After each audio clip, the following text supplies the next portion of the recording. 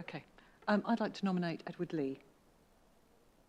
Thank you. And do I have a seconder? Councillor Sharp? Yes, I'd like to second that. Okay. Thank you very much. So I have a nomination for Edward Lee and I have a seconder. Are there any objections or any further nominations? So just looking around the room. No, I see no further nominations and no objections. So, Edward, if you would like to take the position of chair, if you'd like to join me here, thank you, and take over the meeting, thank you.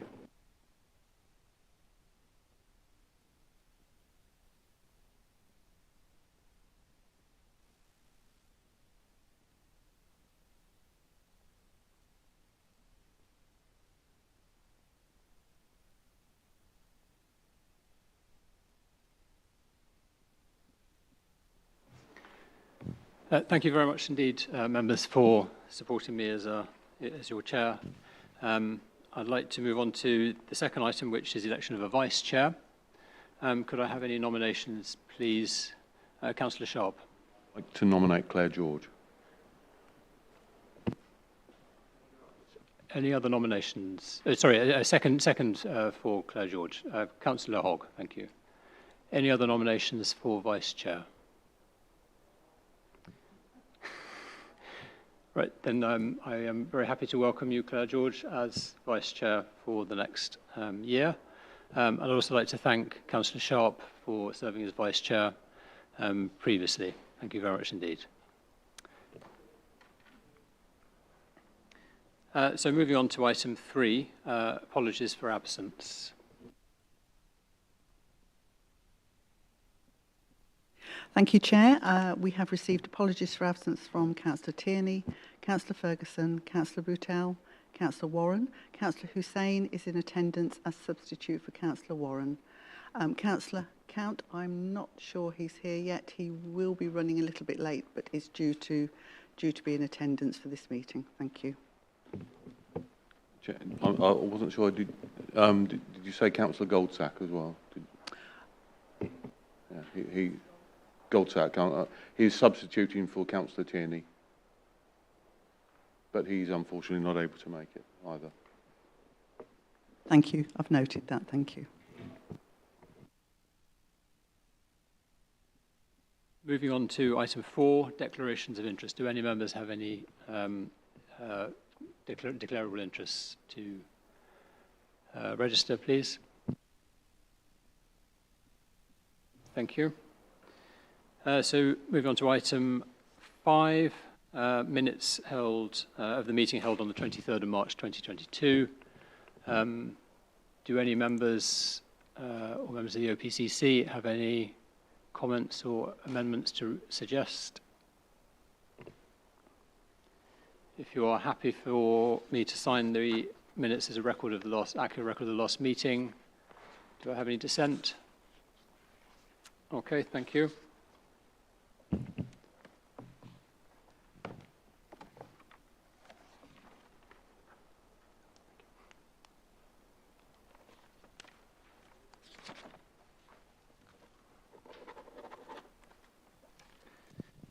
So moving on to item number 6, public questions and statements. Have we received any?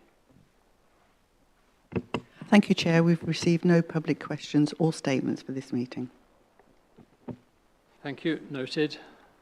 So moving on to item 7, review of complaints against the Commissioner or the Deputy Commissioner. Have we received any? Thank you, Chair. No, we have received no complaints. Thank you. The report refers to one complaint, but that was not progressed because it was deemed to be unfounded on page 11 of our agenda. So the matter was closed. Yeah, indeed. Did you have a question about that, or did you just want that to be noted? Clarification. Right, okay. Thank you.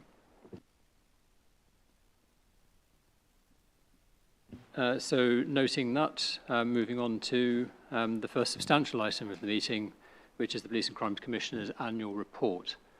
Commissioner, would you like to introduce this item? Thank you, Chair, and good afternoon, panel. Before I do so, if I may, Chair, just update the panel on two live and very new issues. Just one thing you may have seen in the news yesterday was the notice announcement of police pay award. It actually works out at around 5%, although it's not 5% across the board. Actually, rather helpfully, I believe, it's actually a flat cash payment of £1,900. That would include the Chief Constable down to the first graduate entry police constable, so that's more money in the pockets of those who need it. Of course, what that does mean across policing across the country, here in Cambridgeshire, I think we're financially astute. We went quite high, and you will recall from our finance meeting previously, we went for 3.5%. Clearly, this is over. The good news is government will be paying half of the amount over that 3.5%, but clearly we'll have to find some extra money in relation to that pay award. But what I would say is I think it is a well-deserved and well-needed pay award for our brave police officers who are out there protecting us. And of course, this will have a knock-on for our support staff as well, who I'm very keen have equality in the workplace and will also see that pay rise. Just one other thing, Chair. The last 48 hours, clearly we've seen some dramatic temperatures. Just to put some context how this has impacted policing. In the last 2 days, we have seen 101 calls double. And that's up to about 1,300 101 calls yesterday and Monday. 999 calls hit 500, a significant increase. The point I would make here, and I haven't looked at the data, I would imagine many of those calls for service that police would have to respond to, weren't actually crime-related. They will be, protecting and looking after the public, but not core policing. It's where other services have been able to respond. The police have been the service of last resort. Moving on, Chair, there were some, from the last meeting, some items that I said I would take away. Thank you to my team. They've done a lot of research into this and provided some fairly hefty answers. I don't intend to go through them all here. I think it would take too long. But a couple of highlights. Councillor Bradnam has asked around the domestic homicide reviews. I have responded personally. I can update the panel as well that today we've been invited as one of the few forces to be actively involved in the consultation for the review process. So, Councillor Bradnam, we will absolutely be carrying forward your request on that matter. There was talk last time around barristers who are going on strike. That is still ongoing. You may have seen this in the news as well. I do have a full update. Clearly, our local criminal justice board are keeping a very close eye on this, particularly in relation to our victims and witnesses and the support that they are being given. Further, in the last meeting, there was a question around the website and particularly around the scrutiny panels. To some extent, that has been resolved. That is now visible on the Force website. And, Chair, in relation to your specific question around EPIC, we have a fairly hefty response, which I can provide you and the panel with that. And there were some other IT questions around logos, etc.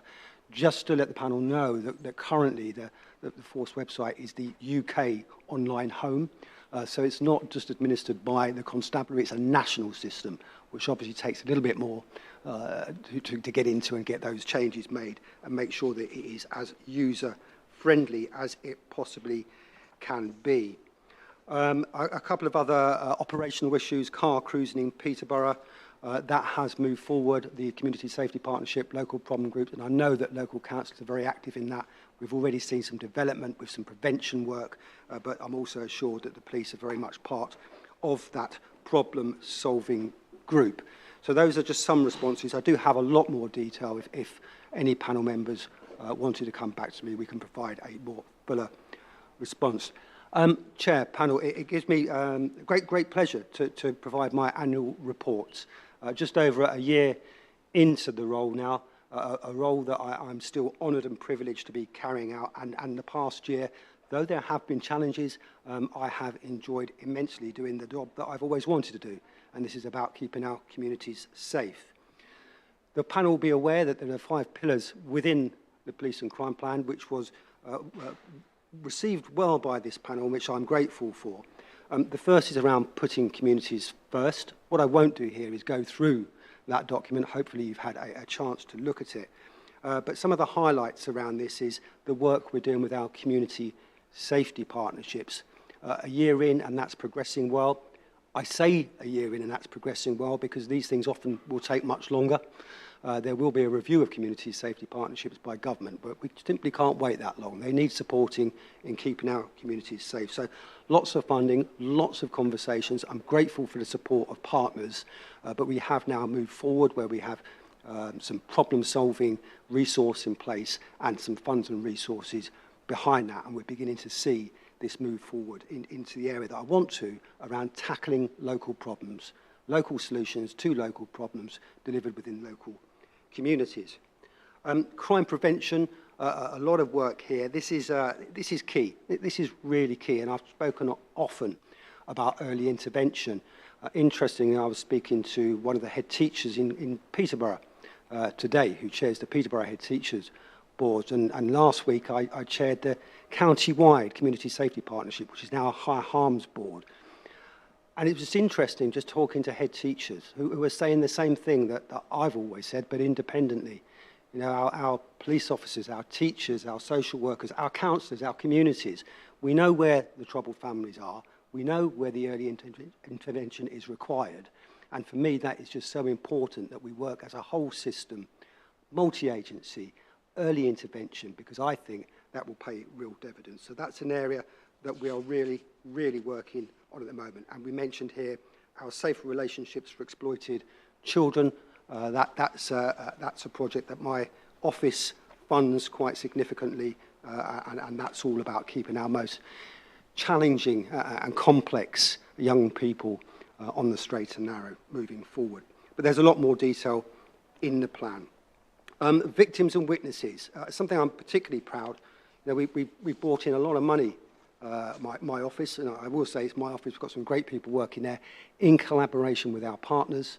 Lots of money to support victims and witnesses, particularly around the independent domestic violence advisors and the independent sexual violence advisors. We are punching above our weight in this county in relation to the funding we're bringing in, but more importantly, getting those resources in place out there, helping our victims and witnesses on their journey to recovery. So, moving on, ethical policing. I'm proud that we have set up our independent scrutiny panel.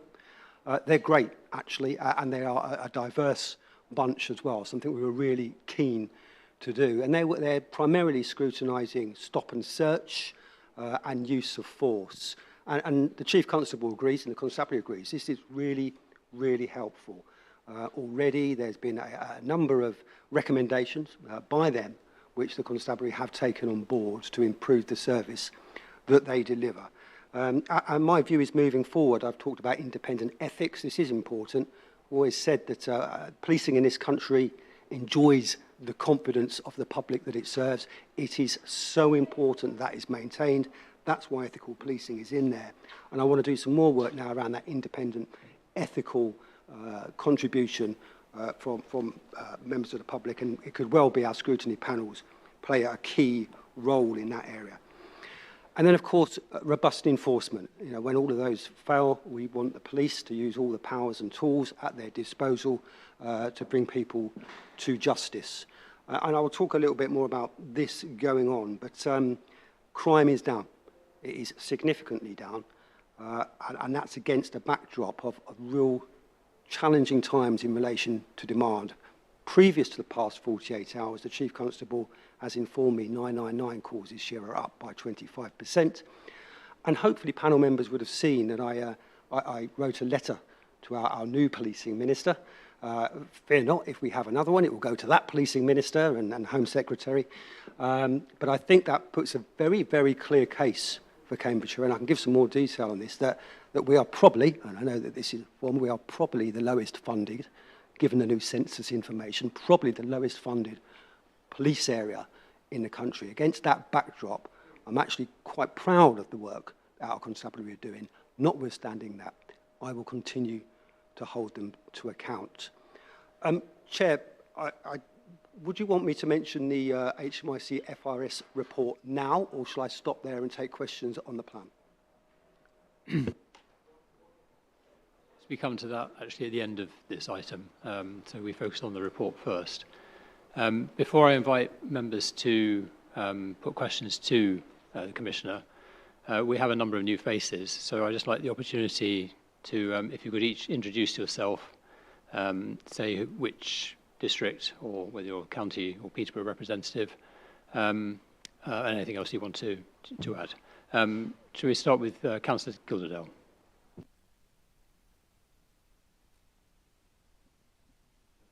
Thank you, Chair. I'm Councillor Alice Gilderdale from Cambridge City Council, taking over from Councillor Collis as the new exec for community safety.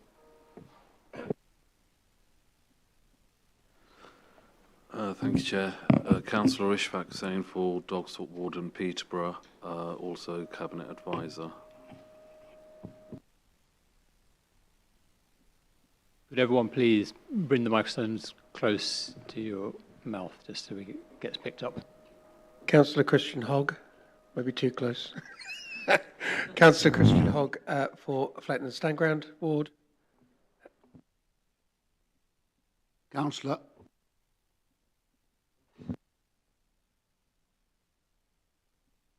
Peterborough. Has that? Got it. Thank you. How many councillors does it need to change a bing bong? Claire George, I'm the independent co-opted member.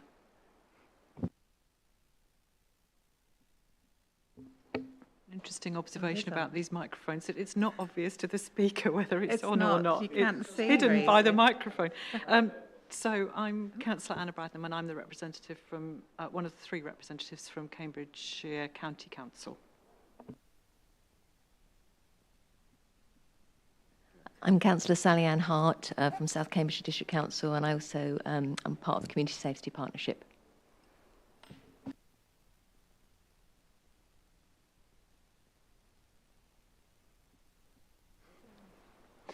And could the officers please reintroduce themselves? Thank you. Fiona McMillan, Director of Law and Governance for Cambridgeshire and Peterborough Councils and Monitoring Officer to this panel. Paulina Ford, Senior Democratic Services Officer, supporting this panel today.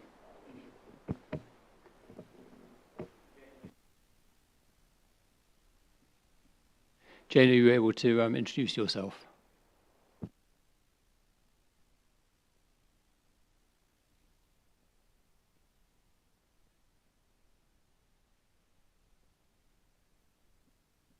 Thank you, Jane. So I'm Edward Lee. I'm one of the other co-opted members and obviously chair. So now I'd like to invite members to pose any questions to the Commissioner on his annual report. Bradnam. Chair, thank you very much for your report, Police and Crime Commissioner. I've got a number of questions that I wanted to ask you. I wanted to ask you, would you like me to ask them one by one, or would you like me to ask them all as a string? I suppose it depends how many there are so that I can remember. If you go one by one, but if they're related at all, Okay. throw more than one at me, you may. Okay, so shall I do three at a time?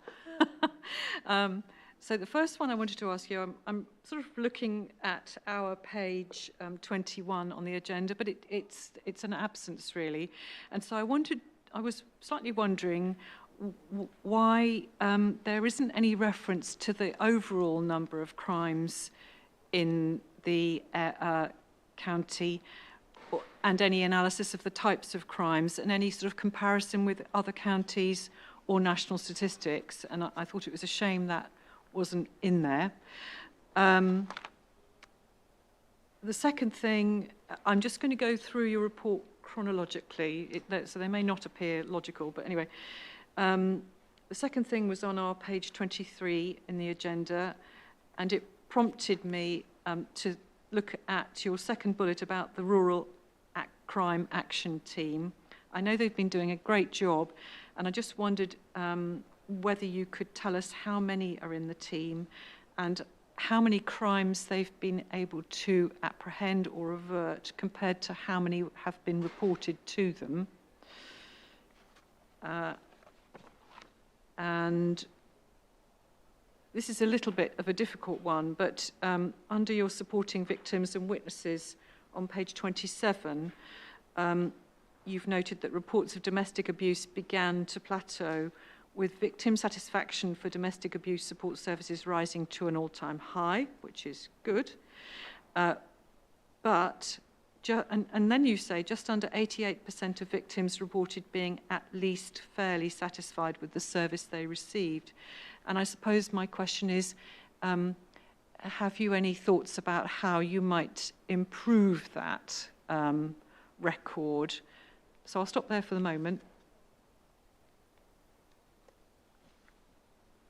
Thank you, Councillor Badham. So in relation to overall crimes, I can give some headlines in a moment, but that information is widely available from the constabulary and from national stats. We can signpost you. They're even in police.uk, they're all there. But I will take on board your point. I don't think we would usually find these in police and crime plans because this is an annual report on the plan, but very happy to signpost you. RCAT, number of officers, I mean, that is an operational question, so I just want to be a bit careful because the Chief might have changed it yesterday. But what I can say is that they were increased as of May of last year when I was elected, and that was the Chief's decision clearly. So that is bolstered that team. I'm a bit nervous about saying how many are in it, not least of which many of our criminals out there in our rural communities might want to know how many are in it. But as they say, they can't be everywhere, but they can be anywhere, and that's a clear message I want to put out. What I would say, and I was going to move on to this, I think they are the best rural crime team in the country. My evidence for saying that is the amount of other forces that come and visit them. And the other bit of evidence is that rural crime has gone down by 46% in this past year. That's a true record, 46%, and that includes hair coursing, which is down by, I believe, around 30%, and that's by some of the excellent work that our constabulary, not just RCAT, but our constabulary are doing in this area. The Chief Constable recognising the very importance of protecting and keeping our rural communities safe. Domestic abuse. This comes under the Violence Against Women and Girls agenda. This is a top priority at government, regional and local level. There is lots of work going on. I don't think I'll do it justice to answer your question as to how we can improve satisfaction, other than I just mentioned the additional funding we got for the IDFAs, and clearly that's a really, really key support, but also our officers dealing in this area as well. And particularly Nikki Phillips in my office, who leads on this. She's brilliant, and she knows an awful lot about this subject, along with the constabulary, so I'm happy to come back to you with an answer on that. Thank you. May I continue, Chair? Yes, unless any other members would like to come in. So I'll come back to you, Councillor Brandon, if that's okay. Councillor Ali. Thank you very much, Chair. A couple of things, basically, that don't quite crop up in the report. One of the things that I'm interested in to ensure that our police, the constabulary, reflects the communities it serves.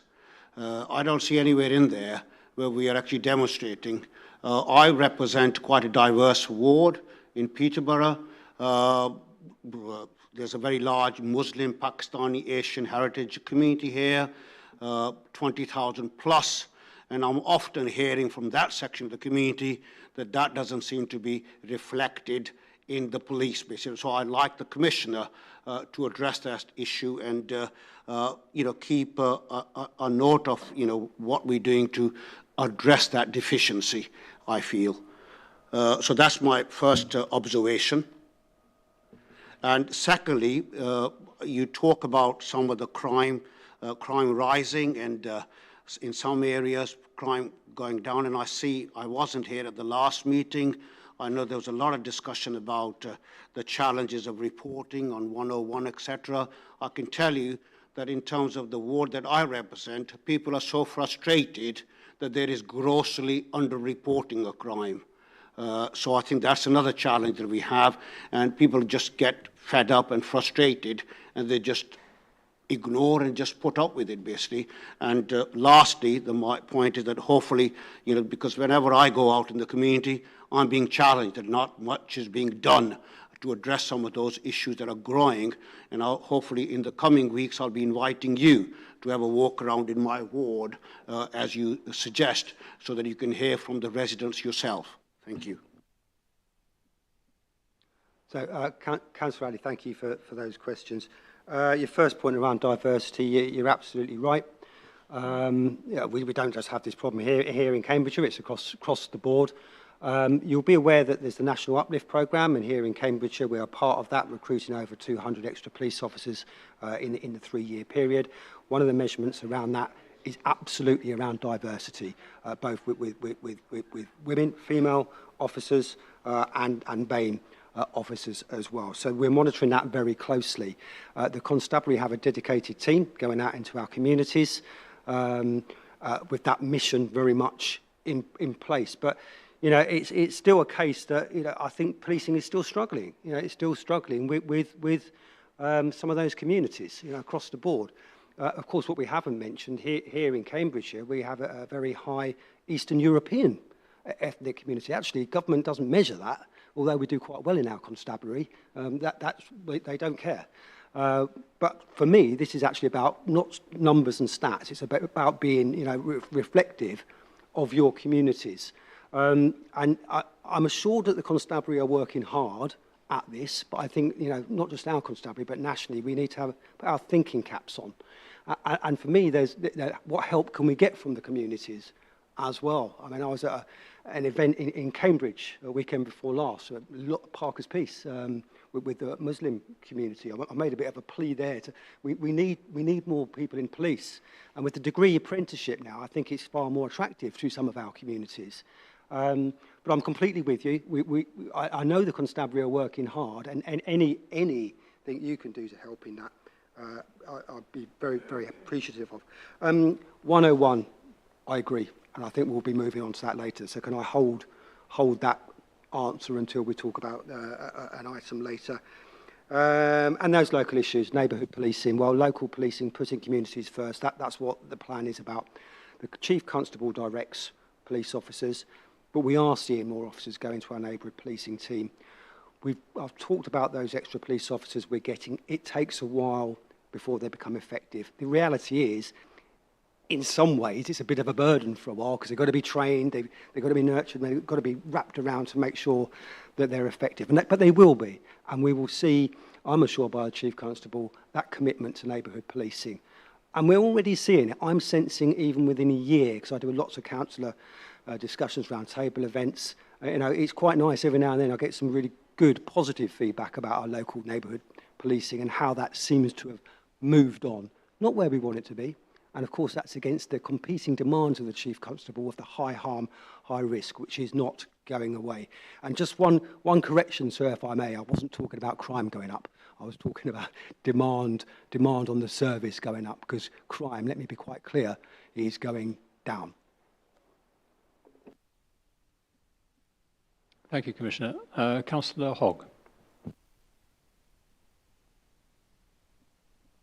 Thank you. So part of my thunder's really been taken by Councillor Ali. It was basically upon the positive side, I think this is a great report, and the content that there in the report is very good. And I think really the criticism or that's probably too harsh a word, is about elements that are maybe missing from the report. And as you know, I've brought this up on many occasions about the 101 service not quite being up to, well, actually not being up to where we would want it to be, and I think you agree with that. We want to see what the plan is. How is this going to progress? How are we going to increase? So you said earlier about how the website had been tweaked a bit. And I think it is, in terms of how to report, etc., is a lot clearer. But that web chat button is still sat in the bottom right-hand corner with a little icon with a speech bubble and 3 dots. So it doesn't make it particularly in your face that this is a place that you can use web chat, I have to say. So maybe some more work could be done on that. And I do have a supplemental question, which is slightly cheeky, but I'm sure you're used to that by now from me. On page 31, I note that there's a lovely picture there with you with specials doing some speed checks. And I know that I've been kind of asked to kind of chase this up, I suppose, really. I know the specials have been asking you for funding for a police check, one of the camera vans for them to be able to use exclusively for the specials. And I was just wondering, A, do you support that? And is that something you're aware of? And is that sort of coming to fruition? Or, maybe you can kind of update me on that. Thank you, Councillor. I'll take the easy one first.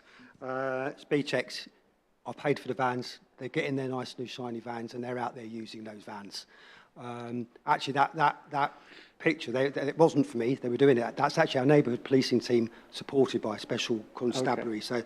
So they're doing that as well. But very much so, fully behind it. That was you? That's the one, yeah. One of them is a special, the other not, I believe, from memory.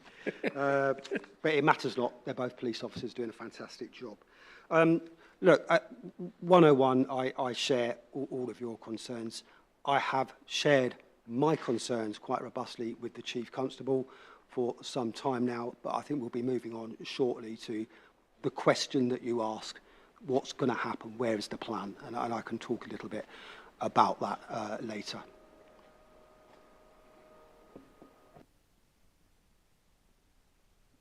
Thank you, Commissioner. Councillor Hussain. Thank you, Chair.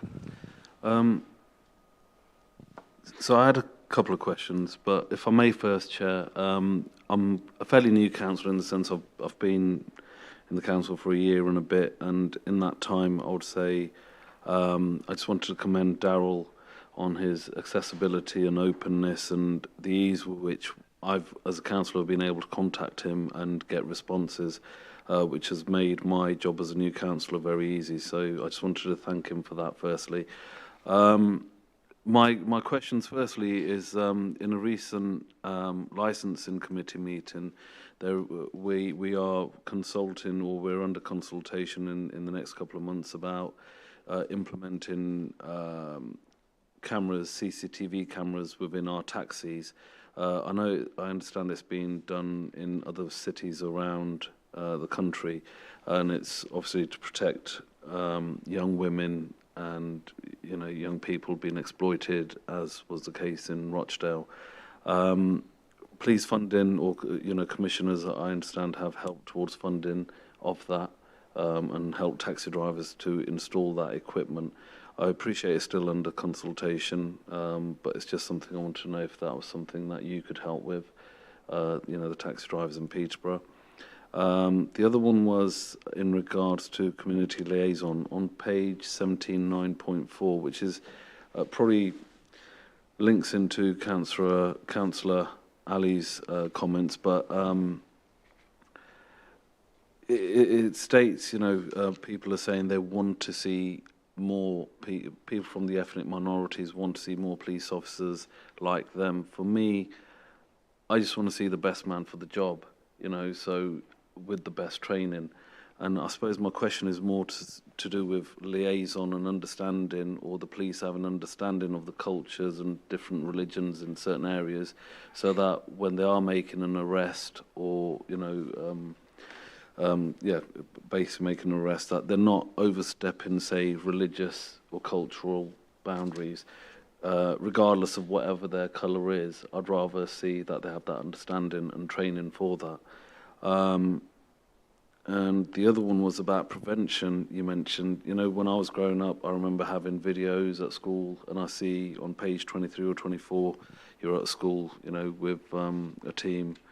But what are we doing to educate children at a young age, whereas I remember seeing videos about, you know, road safety and the dangers of drug use, but I don't tend to see or hear of that anymore. Is that something that we need to emphasise or, you know, push more in education, and something you can maybe help support? That's it for now, Chair. Thank you. Thank you, Councillor Hussain. I'll take the last one around the education. I think there is more we can do. There is a lot being done. We do, the Constabulary has a Safer Schools team, and actually I've been involved in commissioning. In fact, I paid for it. Some really good work around county lines. And it's a video. I've got young people at home, and they don't want to listen to people. They want a really good video. That's what they would tell me. And so that, in answer to your question, it is happening.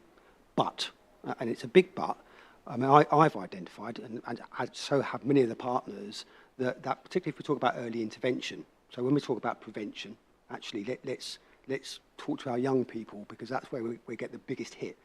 Not needless to say that rehabilitation of offenders, etc., is very important, but I firmly believe that is really, really important. So lots of work ongoing at the moment. I think it's fair, from my point of view, that this is a key policy for me and a priority.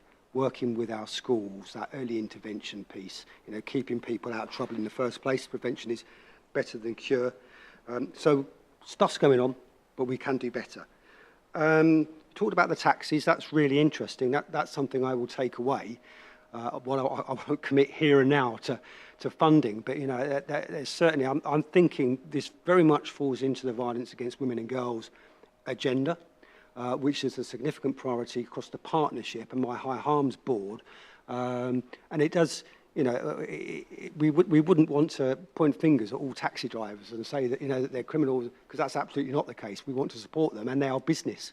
You know, this is business people as well that we need to be helping. But I'll certainly look at that, and I'll take that to the partnership. And the last thing was the question around diversity, and I think it was a training issue there as well. I mean, look, you know, I was in the police for 30 years myself, and I, as a senior detective, homicides and child deaths, etc.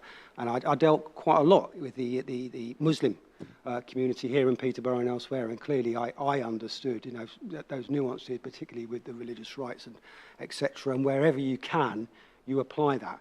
But I think what you're asking is that wider sort of picture of are we equipping our officers with the necessary knowledge to serve all of our communities in a diverse way.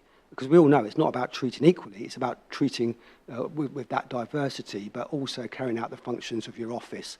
I'm reassured that training and understanding is there, but could it be better? Yes, I'm sure it is, and it's certainly something I can raise with the Chief Constable, having heard that today.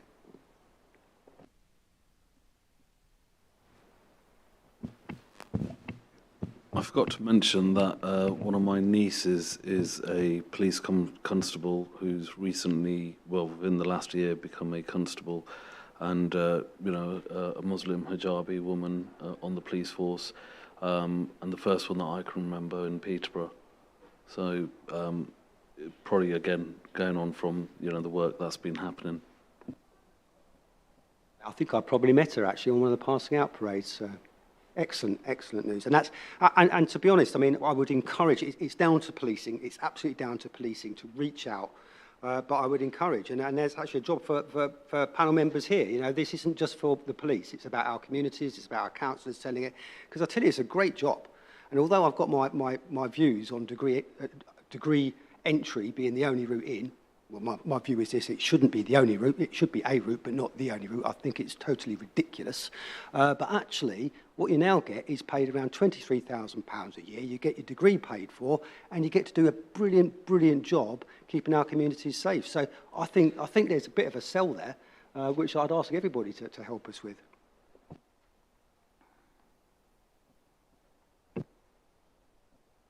Thank you, Commissioner. I'd just like to welcome Councillor Count from Fenland District Council. Noted, thank you. Councillor Bradnam.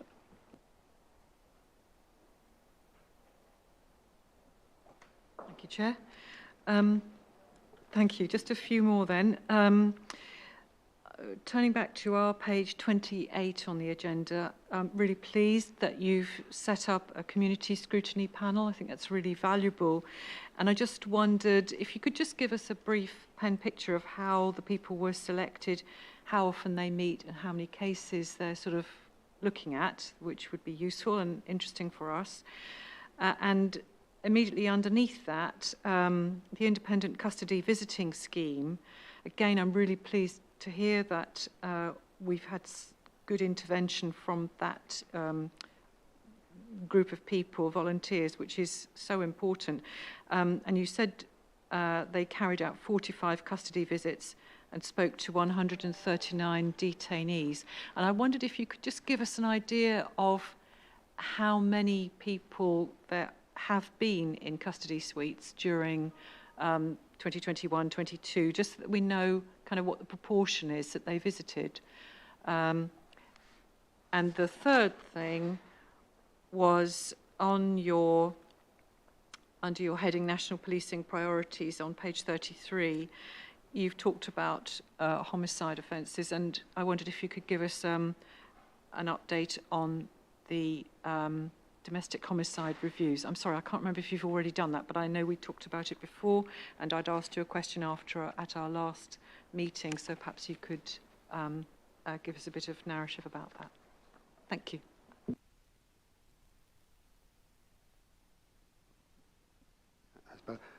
Thank you, Councillor. So, as I previously mentioned, yeah, that's progressed in the domestic homicide reviews. We have a meeting with the Home Office. We've been specially invited because I've badgered them to their consultation on the 15th of August. You know, I'll set expectations. You know, asking for the funding is one thing, but of course, you know, that's across the board with all the serious case reviews, which are currently funded as we are doing now amongst the partners. But we will continue to beat that drum. In relation to your other 2 points, I don't have the figures to hand, so I don't know what percentage that is. I can certainly get the figures. I think that if they're pretty easy to access, the amount of people we have in custody per year, but I don't have the figures off the top of my head. What I would say, I've been out with our independent custody visitors. What a brilliant bunch of people. These are volunteers giving up their own time, and they do their job. They hold the police to account. Some of the feedback that they give is really, really useful. And the feedback they'll give feedback when it's not going quite so well, but also when it's going well, which I think is important to our custody staff as well, because sometimes it isn't the most pleasant of jobs to be carried out. But and the same goes to our independent scrutiny panels. These are all volunteers. There was a process. I mean, I'll look to Jim, actually, because I think he was there at the very beginning of this long journey, but there was a process where we went out through the usual sort of networks of getting people to volunteer. I think it was probably on the constabulary's website, etc. In fact, I remember it was, because I think one of my opponents applied when I was campaigning. So, yeah, there was a process, but what I'm particularly pleased is that there is more, there's a good range of diversity within that panel as well. I think we can always do better. Where we struggle with all volunteers is often the age bit. You know, older people often have more time to be able to volunteer to do these things. Younger people with families maybe not, and particularly very young people. We've been to their universities, etc. But of course, their commitment is often only 1 or 2 years, which is great. But then we're recruiting, training, vetting, etc. But needless to say, you know, we will strive to ensure that we have diversity across those teams.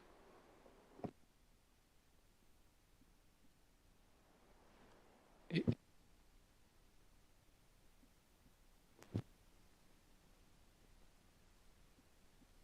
you.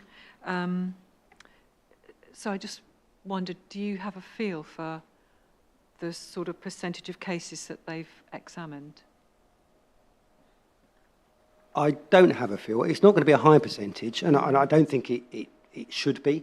They turn up unannounced, so this isn't pre-planned. They turn up at any of our custody complexes within the county and beyond, unannounced, and they carry out the visits as per the national guidelines. So it won't be a significant percentage, but personally, I don't think that's the issue. I mean, there's scrutiny within our custody units anyway, from supervisors, from all kinds of audits, from HMIC. This is quite particular. You know, this is that public-facing bit. We probably can very easily get you the number of people who come in and out of custody a year, so it wouldn't be very difficult to work that out. Okay, thank you very much. Councillor Sharp. Thank you, Chair. I've got, well, it's two items, really. One is, I'd like to thank you. I'm co-chair of a 1,400 pupil secondary school, and I'd like to thank you for some of the work you've done around that in terms of antisocial behaviour from ex-pupils. And I just really wanted to touch on that in terms of, and I know you touched on it earlier, but in terms of the importance of trying to steer people or youngsters who are going to go down the wrong path and nip that in the bud early on, how much you feel the importance of that. And the second question was, I think it was at our last meeting, if not the one before, where the Chief Constable was referring to, he'd kept a number of people, and you might not want to answer, it might not be appropriate for a public meeting, so I accept that, where you were keeping a number of PCSO vacancies open because some of those had transferred into becoming warranted officers and it was being left in case they felt that job role wasn't for them. And I just wondered if that was still the case and those PCSO roles had been sort of filled, if that makes sense. Thank you. Thank you, Councillor Sharp. I'll take the last one. The plan, I've had an update recently from the Chief Constable because we asked this very question around PCSO numbers. The plan is still to recruit and train within this financial year. However, the focus, the clear focus is on the uplift of police officers, not least of which, if the Chief Constable doesn't meet his targets, there'll be financial implications, will be penalised by government. So, you know, clearly all the vetting, HR, etc. is focused on what is national policy and getting those national uplift. But the plan from the Chief Constable is still to recruit those additional PCSOs within this financial year, and we have budgeted for that.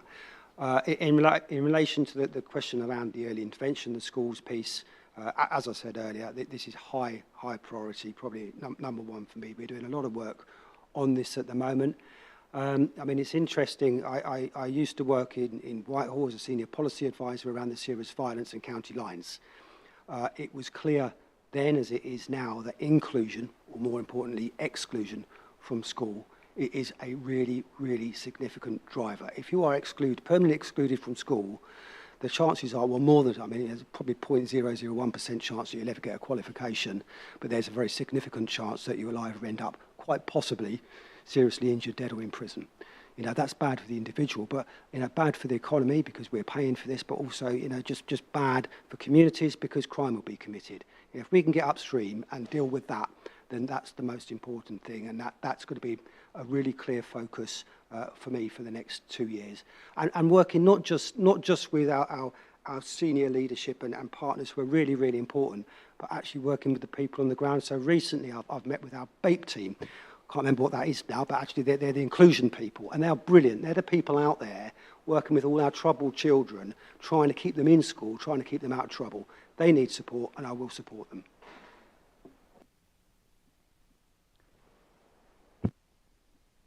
Back on that, yeah, I think it's important that we get on the second point. We get multi-agency agreement on that because, as you say, it's a very difficult one for all schools in terms of obviously exclusion, and if you go down that route where it ends to a permanent exclusion, they're then they're lost. And obviously, I welcome what you're saying in terms of everybody. It needs to be. It's not just the police. It's not just education. It's all agencies working together to try and keep those youngsters on the straight as narrow as much as we can.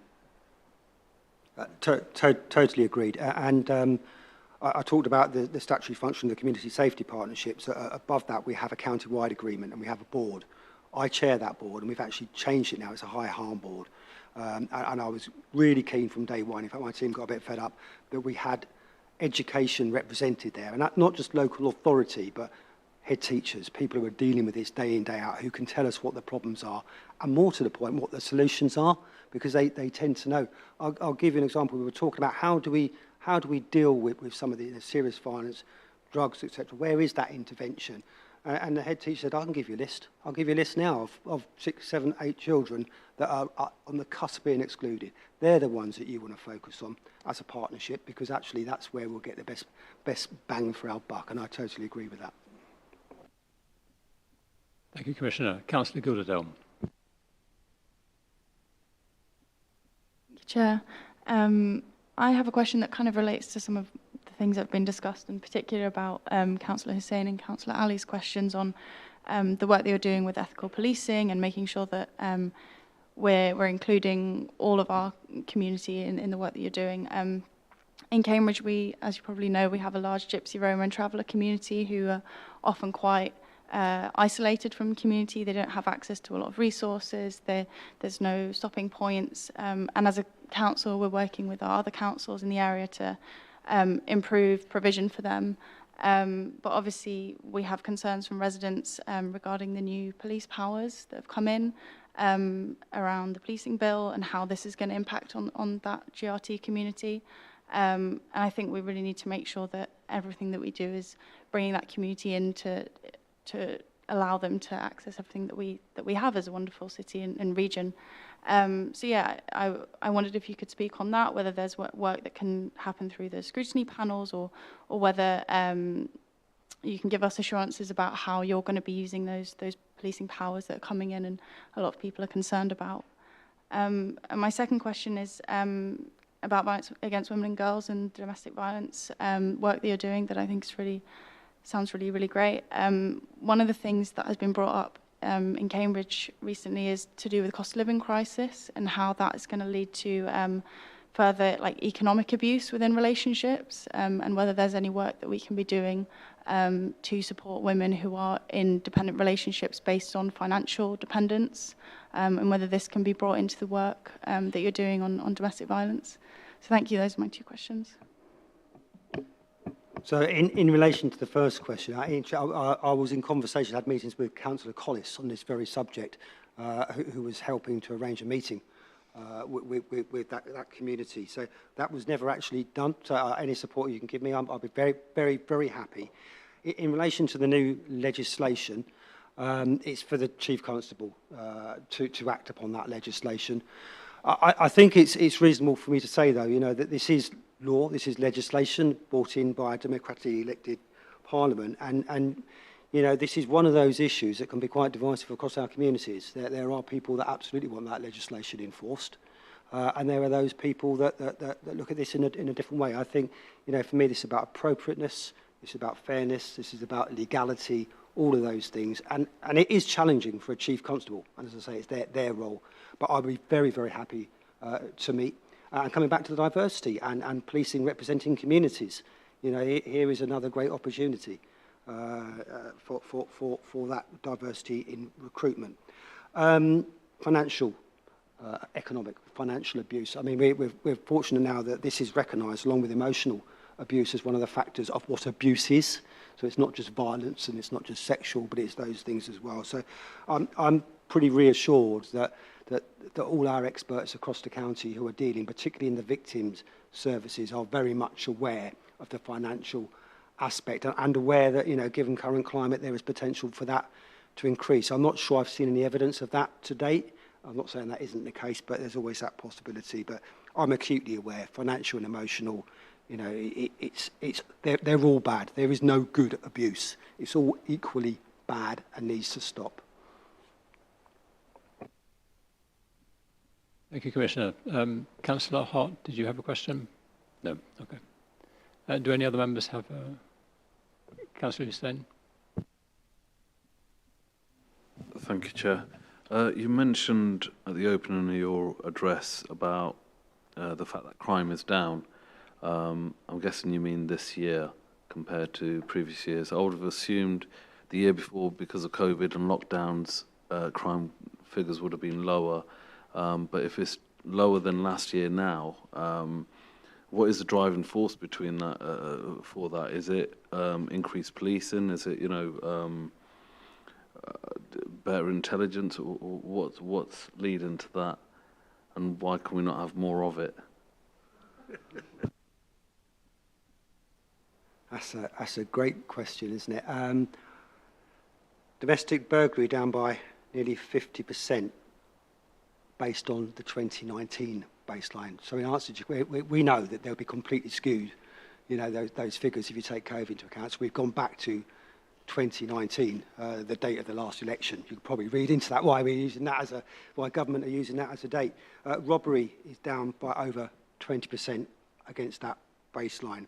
Overall theft is down 25% on that baseline. Vehicle crime down over 35% on that baseline.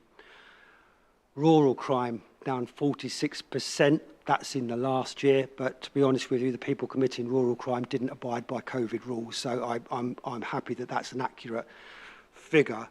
And one that I'm particularly proud of, it may not be high harm or high impact, bike theft. I made this a bit of a manifesto pledge. My son had 2 bikes stolen himself, you know, just prior to that, and we know this isn't just about bikes being stolen. This obviously people can't get around, it has value, but when people see that the police don't do anything about it, it's a public confidence thing. Bike theft is now down 30% on last year when it had a peak, and particularly in Cambridge where there's a lot of good work, and we now have a dedicated police officer looking at that as well. So, you know, that is good news. You know, crime is down. What I would caveat with that though is that I mentioned this at the very beginning. The demand on the constabulary, the demand on the chief constable is significantly increasing. Now, you asked why about crime being down. I think there are lots of reasons. I don't profess to know them all, but I think there are a number of reasons why crime is down. Lots of people will be looking at that. Lots of the reasons might be, for example, burglary is not the crime of choice. It's high risk, little reward quite often, so people often move into other area, particularly drugs and things like that as well. But I think that there are a number of reasons, and I think there's a number of socio-economic reasons as well. And as I say, just like with the other end of the spectrum, demand going up. And we're yet to do the full analysis, but I've seen from other policing areas that when you talk about demand, you know, some really frighteningly high figures of demand into policing are not core policing jobs. And I think that's what we've got to try and work through with our partners moving forward.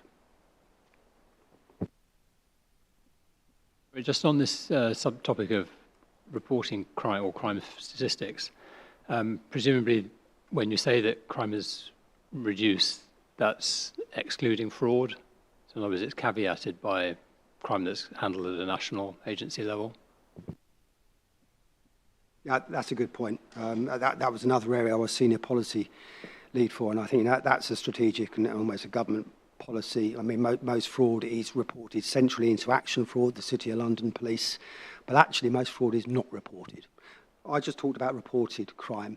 Actually, the most, you know, the most accurate level of crime is the Office of National Statistics, which take into account not just police recorded crime, but a number of other things as well. And you're quite right, Chair. I mean, fraud is the most prevalent crime type by far, by far. Most is not reported. In fact, everyone in this room, I suspect, has been defrauded or attempted to be defrauded by scam emails or calls, etc., etc. The problem is, of course, with this is that, you know, most of those people carrying out these crimes, and they are crimes, and they're quite abhorrent in cases as well. These aren't just scammers; they're criminals. A lot of them work from hostile states and things. So, you know, this isn't about the enforcement. A lot of this has got to be about prevention and then state intervention rather than local intervention of taking out those high harm gangs at a high harm at a national level. It's a really complicated one, but this is one area where I would say, you know, it can't always happen, and you will never, hopefully, hear me, you know, say that victims need to do more, because they don't. You know, you don't ever victimise the victim. But this is one where we do need to try and keep ourselves safe when we're online and the education we're giving to our children, because it's a really tough one to crack, and policing won't crack this. The police will never arrest their way out of fraud. But in answer to your question, I mean, crime still probably will be down because fraud has been a really big issue for the past few years, but that's not counted in here, and I haven't mentioned overall crime.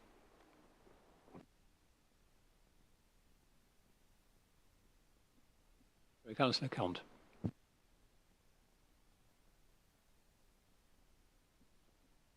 Thank you, Chair. A relatively simple question, seeing as you raised bike thefts. Earlier on in the report, I think it was in an earlier paper perhaps, you mentioned that there was investment at Cambridge Station and Peterborough Station to do specifically with bike theft. Well, anecdotally, over a very long period of time, I've heard that Cambridge North Station has had a blight of bike theft, and there was a lot of pressure put on them to do something about it. Are you aware if anything was done there? If not, can we approach the same funding pot to perhaps get something done there? Or do the figures actually bear out what I've heard anecdotally? Thank you. Thank you, Councillor Count. Yeah, a lot of work's going on in Cambridge and across the county. There's actually a task force in place, which I've attended. The North Cambridge station is very much on the agenda of work being done there. There's a cycle point in the station in Cambridge itself that got significant. I think it was over £500,000 worth of central government funding to improve that, and it will make an incredible difference.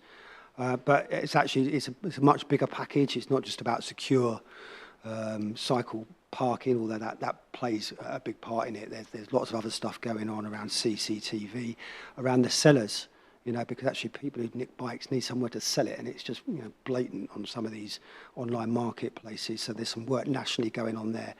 And one of the biggest issues around bike theft is actually quite often the police do come across them, or the local authority, but of course even if they've been reported, it's normally my blue rally, if they still do rallies, I don't know, has been stolen. Of course, you can't do anything about that. So there's a real move now to try and encourage people to register their bike on the national database. It's free to do. Get on there, register your bike, because then when it does turn up, at least it can be repatriated with its owner. So lots of work going on with that. And I probably can't say too much, but I know I'm now working with the national police lead on this from British Transport Police, and lots of good work is going on with the major retailers. So I'm hoping we'll see some announcements there as well. So in answer to there's loads going on. I'm mindful, Peterborough as well receives some Safer Streets money around this, but I'm mindful that bikes are stolen from March Station and March City Centre and Wisbeach and in my home at Ely and St Neots, and we need to learn some of the lessons that we learned in Cambridge and try and move that out into those other areas.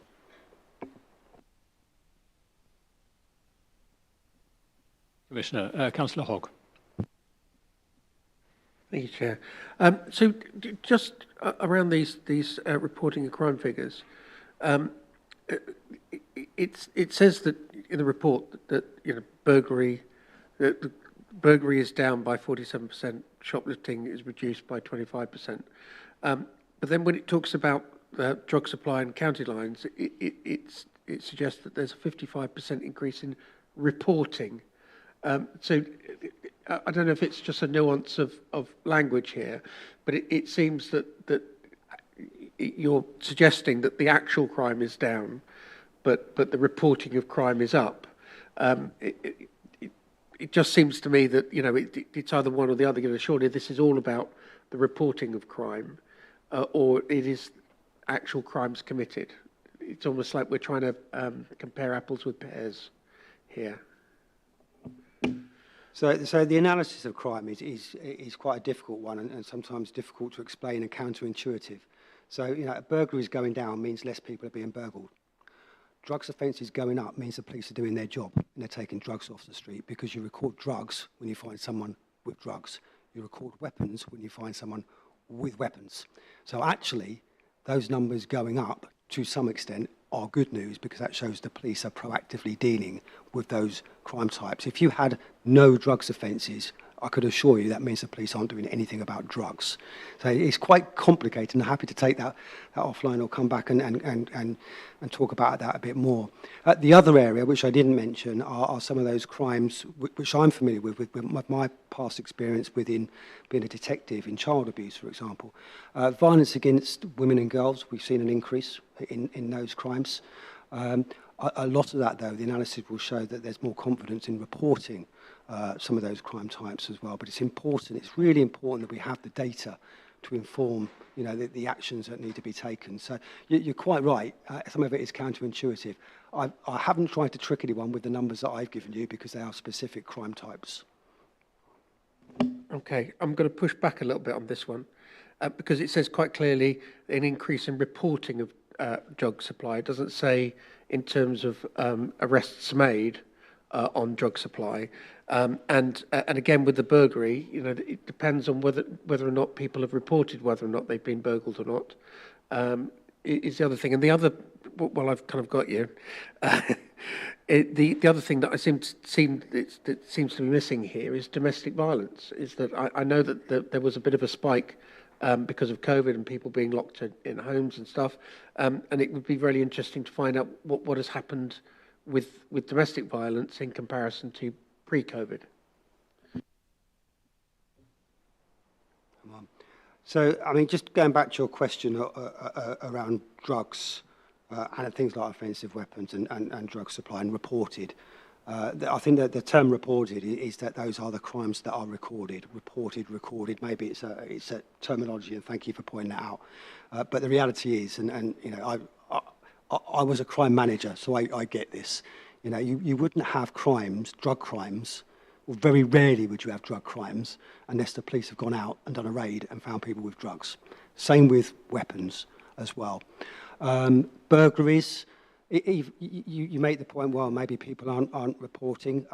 There will always be occasions when people don't report, but I think if you look at the overall picture compared year on year, you know, this is good news. Burglaries are down, and why it's good news is that there are less victims of burglary because it's a horrible crime, you know. And we can do what we want with these figures, but I'm pretty you know reassured that they're showing us a downward trend. There's always going to be those sort of nuances as well. Domestic abuse. What I won't do here is give you a report on where I think we are with domestic abuse. But I do see the figures that they are actually, you know, they're there for public consumption. Very happy to update what we did see. You know, we did see some increases, I believe, during sort of lockdowns, etc., which I think would have been expected. I think we've seen that plateau as well. But there again, that's another one of those crime types that you don't always get the full picture by recorded crime, because we know how many times are people victims of domestic abuse before they would report it. And of course, the independent domestic violence advisors, a lot of their cases won't be police recorded. People can be referred straight to them, which is the right thing to do. So the police data doesn't necessarily give us the picture, but there are lots of analytics. And actually on this point, and I digress a little, there's one thing that Jim, my chief executive, is working really hard with the Public Service Board around county-wide analytical resource. Where we see this happen, we see far better outcomes. Getting all the data from all the relevant agencies to look at those patterns to drive the deliverables and outcomes going forward. You know, it would need a commitment from all the agencies to come together. Then, of course, we get the data sharing, but I will be very, very robust if people decide they're not going to share data. But this is a resource we're looking at. So around some of those, you know, questions about do we really know what's going on, you know, let's get some experts in to tell us. I hope that answers your question, but I could talk all day about crime and crime stats. I've been there and done that job, but very happy to continue with the conversation. Thank you, Commissioner. I have some observations of my own to make. Firstly, I'd like to really commend you and your team for producing a report that's both short and very readable. That is a change from what we've seen before. It's also reassuring to see photographs of you not looking like a police officer, which I think has caused confusion in the past. There are some points I'd like to seek some clarification on, and they're mostly actually in the report to the panel. The first is around the mention of the Safer Communities Fund. Now, you may have talked about this before, but could you just say a few words about how big it is, how long it's going to be available for, and how funds will be distributed? So this is part of the package in supporting the community safety partnerships, and the money was divided into two areas. One, there was some money available for resource for those CSPs who didn't have that problem-solving coordinator, and we've seen that's vital. As it happens, there's someone working in my office who was almost taking on that role across the county, and this was just putting people in touch with the various agencies, coming together and doing some problem-solving. And it's important to understand where my thinking was on this originally and where we got to. I'm reasonably confident that across our partnership, across our county, when it comes to high harm, you know, things like domestic abuse, things like child exploitation, etc. There's some good joined up work. We can always do better, but a lot of resources put into this, a lot of work.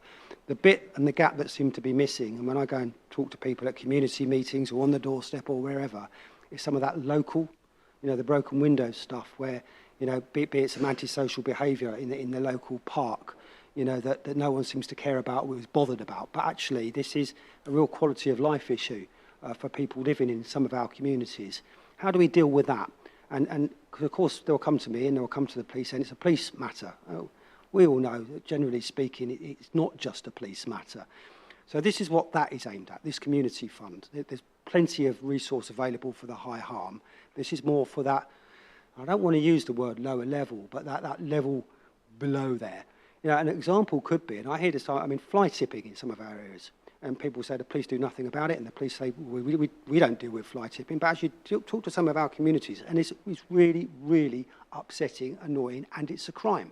But who deals with it? Well, the local authority do the best they can. You know, but this is about, you know, local issues. And I use that as an example. That's just one example. I come across daily all kinds of examples where this could be used. And the community fund is to support the community safety partnership. So it's pots of money up to £5,000 that they can draw down on. Also, hopefully, together they can work on joint bids as well, and they're currently doing that. They can draw down to sort of kickstart or deal with just local issues. And I think, and I'm going to look to my left here, I think it was about 200,000 we originally put in it. Is that right? Yeah. Yes, I think the 200,000 was the initial amount, but the way that the budgets work, you know, that wasn't a fixed amount. You know, if we have an underspend on something else, it can be used to top that fund up. Equally, there may be opportunities to use that fund for some match funding to draw other income from government. So, as I say, it's effectively flexible in terms of that. Thank you. That £200,000 a year that will be put into the budget each year from now on. So the posts that we paid for, revenue posts, and we actually gave 3 years of funding, understanding that you can't get good people in on a year's contract. So that was 3 years, but that's separate to this. 200,000 is the pot, but of course, you know, I do have the ability to move the finances around. If we see this is working well, then we will look at that going forward as to what we need to put into it going forward. Thank you. Paragraph 6.4 of the report, it mentions that that the Constabulary invested in additional call handles, even going over establishment. Could you just explain what over establishment means? So the Chief Constable in all the departments that he allocates resources to will have a fixed number of posts, whether it be police officers or support staff. So, for example, and I don't know the number in our demand hub off the top of my head, if that's allocated 100 police officers and staff, you know, he's actually gone over that 105, knowing that you've actually got to train people, people will leave, etc., etc. So in the end, it will generally balance, the books will balance. But I think it's just prudent forward planning, particularly in such a critical area of police business like the demand hub.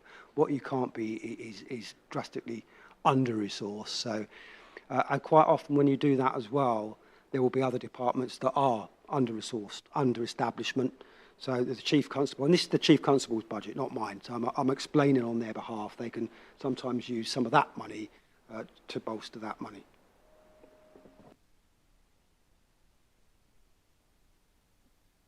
Thank you.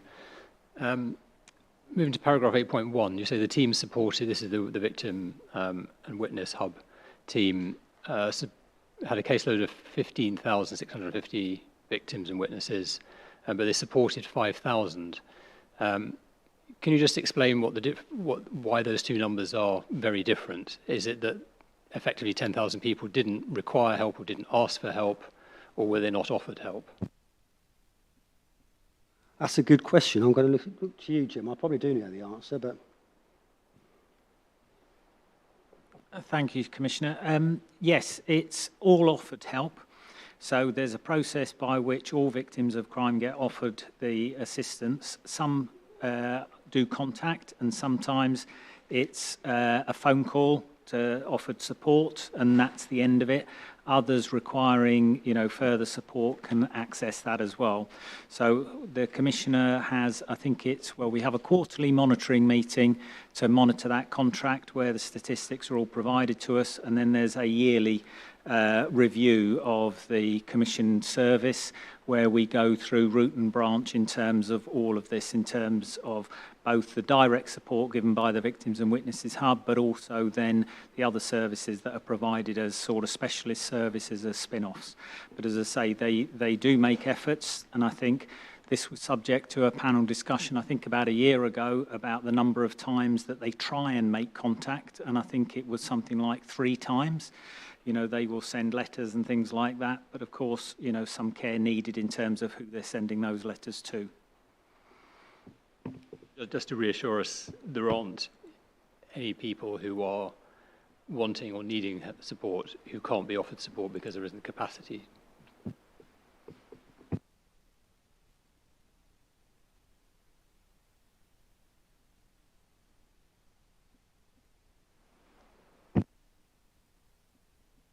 Thank you.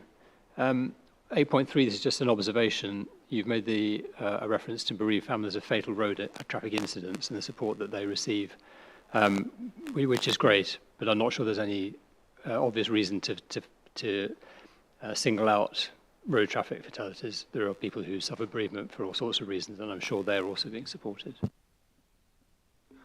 Chair, for me, the reason we single that out, that's delivered by a charity, a local charity, Road Victims Trust, who I'm very, very keen to support because they do an excellent job, and I've seen firsthand. And you're absolutely right. And anyone suffering bereavement, hopefully there's someone out there. But let's be really clear about road victims. Some people might call these road traffic accidents or accidents. They simply aren't. The dictionary definition of an accident is something that is unavoidable. In most cases, there is something avoidable, and in many cases, these are victims of crime. So their families should quite properly receive some help, and it's filling a gap because it just wasn't there. And as I say, I've met some survivors, husbands, wives, children of those who have lost their lives in road fatalities, which is probably the most violent way that someone could go. So we single that out, and I do that unashamedly because they will get my absolute full support moving forward. This is a gap that's not there, and it's a particular skill to support those sort of families, and we do it very, very well here in Cambridgeshire, and I'm very proud of that. That's very reassuring, and then particularly that you have that attitude towards road traffic collisions, which, as you say, are rarely accidents. 8.4, you make a reference to victim service providers' data that's available on the Cambridgeshire PCC website. I did look and found a very interesting and useful chart, a flow chart of numbers in and numbers processed and so on.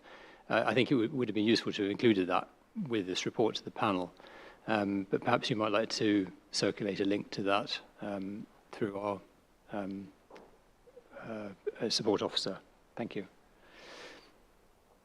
Sorry, just see.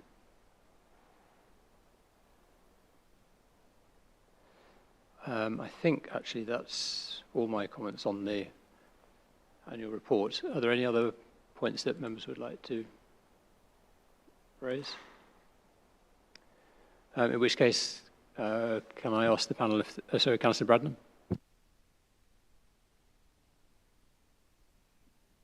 Sorry, Chair. Were you going to go on to the Her Majesty's Inspectorate report? Yes. Are the panel happy to note the annual report with the comments that we've made through the discussion? Thank you. So, yes, Commissioner, you mentioned the HMIC FRS report. Perhaps you'd just like to say a few words about that in the context of the annual report. Thank you, Chair. So panel members, the HMIC FRS peer inspection report came out at the end of June. I just want to give some context to this because there were a couple of areas in there where the force was found that it required improvement. I'll give some context behind that in a moment. One of them, probably not surprising to me and to this panel, was around the 101. So in some ways, I actually find this quite useful. And I've said this before, that as part of my audit and my ability to hold the Chief Constable to account, because I'm quite distinct, there are a number of tools I can use, one of them being HMIC reports. So although we've had a number of conversations and plans, this has helpfully put me in a position where I can quite properly say, you know, what are we doing about this now, Chief Constable? In relation to the report itself, the constabulary were found to be good in 4 areas, 3 areas that were adequate, and 2 were assessed as requires improvement. So that was around responding to the public, the 101 bit. The other one was around investigating crime. Just to put some context to investigating crime, that's obviously significant. That is a concern to me. I have seen a comprehensive plan to put that right. And actually the figures, the data used by HMIC were of May of last year, which was a bit strange. I could say that was before my time. But for me, to some extent, that seems something that can be resolved fairly quickly by the Chief Constable on the back of what the HMIC inspection report was saying. This was around, you know, creating action plans on crime records, etc. So that I'm confident that the Chief Constable will address. The bit that particularly concerned me was around this responding to the public and the 101. So in relation to that, I've spoken to the Chief Constable very recently when we sat down and went through this report, asking exactly what would be done. So the actions is that we have a delivery plan which is quite detailed, and this will be supported by an audit schedule to monitor and evaluate the improvements going forward. What did come out of the inspection were actually some really quite easy wins. It transpired that the call handlers were asking too many questions around the threat harm risk when people were calling in. I would say, conversely, I've just seen another force getting inadequate, or requires improvement rather, because they asked not enough questions. So that is one, that's a challenge for the Chief Constable, but we need to get that right. In relation to those 2 specifics, my request to you, Chair, is that for the next panel meeting, I come back here with a full report on those 2 areas, explaining what the Chief Constable is doing, and more importantly, what I'm doing to hold him to account. So those are the 2 areas of concern. Now, if I may, I want to give some context. This isn't defending Cambridgeshire Constabulary or the Chief Constable, but I do want to give some context. HMIC FRS inspections have changed. And we've been warned about this as Chief Constables and Police Crime Commissioners for some time. And we were basically told your gradings will go down. That's what we've been told. And the reason is that originally there were 4 gradings. You had, in the middle, you had good and requires improvement. I think, is that the right way around? And nothing in between. And their point was, well, what about you're okay? So the inspection regime changed. That's one point. The next point is, we as a constabulary here in Cambridgeshire are grouped into what they call a family of forces, most similar family of forces. I won't name them, they're out there, but some of them have recently had a peer inspection. I think it's fair to say we have 6 in our family of forces. 2 of those forces, who are better funded than us, are in special measures, with another one, I suspect, most likely to go into special measures. So, coming back to the context, I talked about the demands on service. We've also seen in this county, under the recent census, the forecast was a growth of 0.1%. What we've seen was 4%. We are way out. We are way out. So this comes back to the funding, because a lot of the funding is based on population. So I'm not going to be defensive around those 2 areas, and I'm grateful for the HMIC to point them out, because we can have a very detailed plan for improvement. But there is some context here, and hence the letter that you all recently saw, and I know that you will support me. I've been to Parliament and lobbied, and I will be lobbying all our MPs, because ultimately I can hold the Chief Constable to account.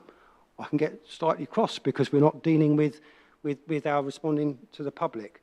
But there is this bit about, actually, if we were funded the same as the best funded in our most similar force family, we could have an extra 20, 30, 40 call handlers. If we were funded the same as the best funded force in the country, we could probably have a couple, 200, 300 more police officers and another 40 in our call handling. This is, you've seen the detail, panel members, in that letter. You know, we need to fight really hard. So that, I'm not defending the Chief Constable. I will robustly hold him to account on those areas. And believe me, he's, as a professional, you know, he too understands exactly what needs to happen. But the context is, against the backdrop of these new inspections, against the backdrop of where other constabularies and forces are, actually, this is not a bad report. But for the public, those two areas need to improve, and they will improve.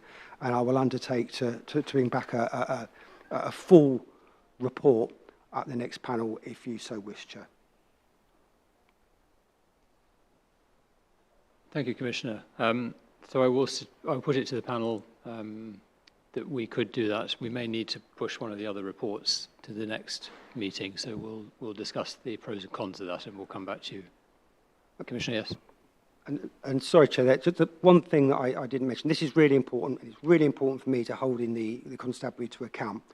But there's two things I hear from our residents and business owners on a daily basis. They want more police officers and that more visibility in police officers. Well, we've done that, and the Chief Constable's done a good job. We've got over 1,650. We'll have 1,714 by March of next year. That wasn't easy. That was real graft to get these recruits in, get them trained. So that's the first bit. The second bit the public want was for me to cut crime. And for me to cut crime, that's actually the Chief Constable and me holding to account. I've demonstrated that's happened. I think that the public will be less interested in HMIC as opposed to what we're actually doing to really, really keep our communities safe. Notwithstanding that, this is important, and I will bring back a full report. Councillor Count.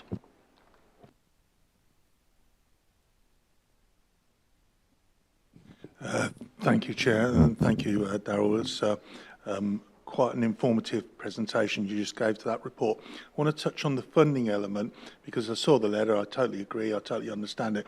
I've been in a similar position previously in my earlier role, and it's fair to say that the entire public sector of Cambridgeshire is underfunded in this way. The funding formula for the police, the constabulary, the health service, the education, the county council, districts, they're all underfunded for some obscure formulaic reasons across the board. We previously had a campaign, Fairer Funding for Cambridgeshire, and that was done, led by, anyway, it was done through the Public Sector Board, Service Board, and we got everybody to join in and do that. And I would suggest, particularly with this change in the statistics for the population, which we have lobbied hard for years, and we had some support from Cambridge University actually bearing out the numbers that we were wholly incorrectly represented. Poor counting from the national statisticians, and I would recommend that the timing is right to consider going in as a united front, public sector of Cambridgeshire, saying you've now got the new figures, use them and adjust the other things at the same time. It makes a louder voice. That's the only thing I can suggest. Thank you.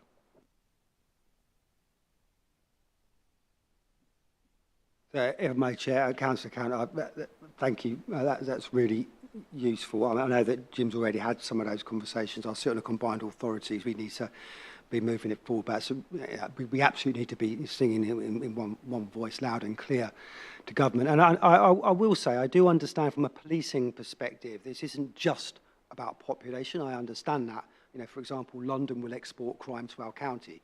So I would understand that being factored in. But we're getting a bad deal at the moment, and it's our communities that suffer. And as politicians and leaders, we need to fight very hard to get the very best deal from government that we can. Thank you.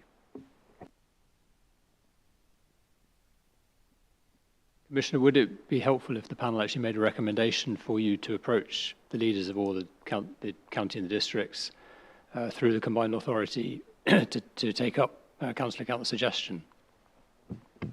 I suspect the Public Service Board is the very best place for, rather than sit around and discuss it, let the officers take that away and have the conversations with the leaders. I think we're probably happy for that as a recommendation, Chair.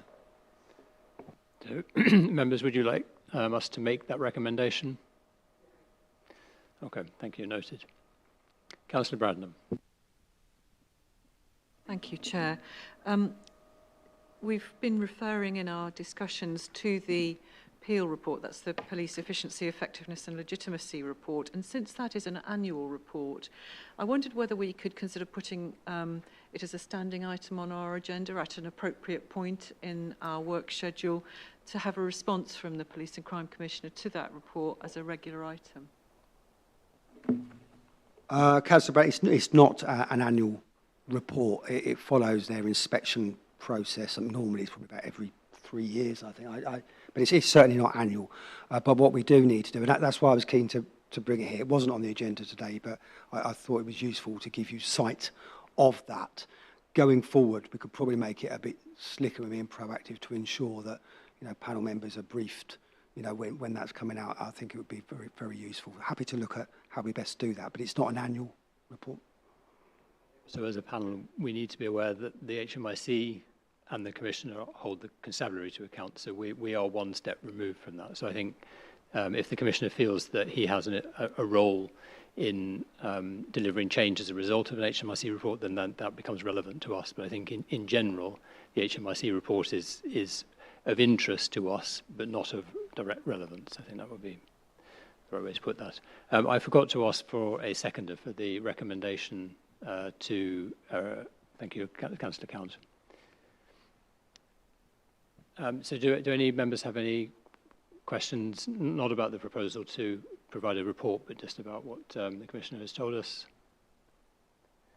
I just wanted to make one observation, which is, which I think you've made to me too, that the fact that the population has been underestimated means that all of those crime statistics, and the most important crime statistic is actually crimes per head of population, or 100,000 of population and so on. So if the population has grown, then actually the relative decrease in crime is even more significant, and I think that needs to be recognised. Okay, so I think we now move on to agenda item 9, which is the delivery of the Police and Crime Plan Forward Plan. I'd like to thank you, Commissioner, and your Chief Executive for providing this report, which does set out, as we asked, the forward plan for the next 6 to 9 months, and picks out the key activities that the OPCC is engaged in over the next 9 months. Do any members have any questions or queries on this report?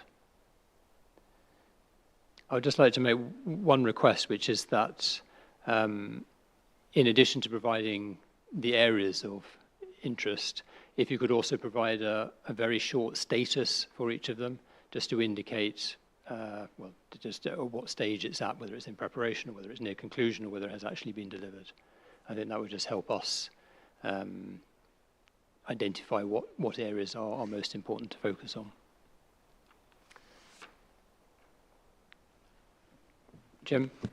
Thank you, Chair. Yes, Jack Hudson, just sitting there in my office, does a lot of the prep work on this and the delivery plan. We've already had a discussion around slightly changing this because some of those deliverables that are identified are either just completed, you know, prior to, just after this report was prepared, or very close to completion. So it would probably help as we go through this cycle of you seeing almost 3 categories. So ones that have been done, ones on the cusp of being done, and the ones that are, you know, because you asked for a rolling report on this for the next 6 to 9 months. So these will change.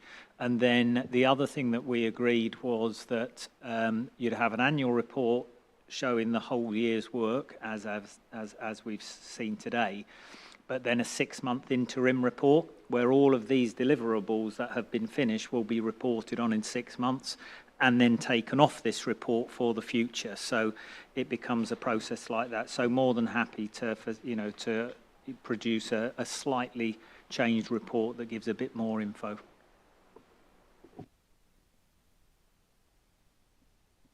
Thank you. That would be helpful, and therefore, can I make that as a recommendation of the panel? Would anyone like to second that? Claire George, thank you. Do any members dissent from that recommendation? Thank you. So, yes, if you could provide that additional bit of information, I think that will also help us guide you on what areas we'd like you to focus on in those annual reports and the delivery reports. Okay, so is the panel happy to note the report that we've received on this? Thank you. So the next items actually don't require your presence, Commissioner. So I'd like to thank you very much for you and your team, and we look forward to seeing you in September. Thank you, Chair, and thank you for the support and challenge of the panel. Much appreciated. Thank you. So moving on to item 10, which is the panel's rules of procedure and the panel arrangements. We review these once a year. It's an opportunity to make any amendments that seem necessary. Would you like to introduce this, Fiona?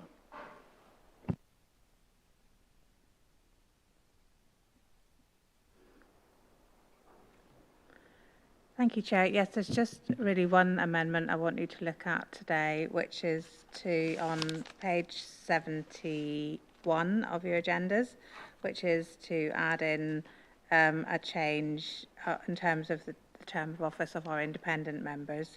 So at the moment, the rules state that a cooperative member shall be a member of the panel for 4 years, and we're suggesting that the words and further multiple additional terms, if agreed by the panel.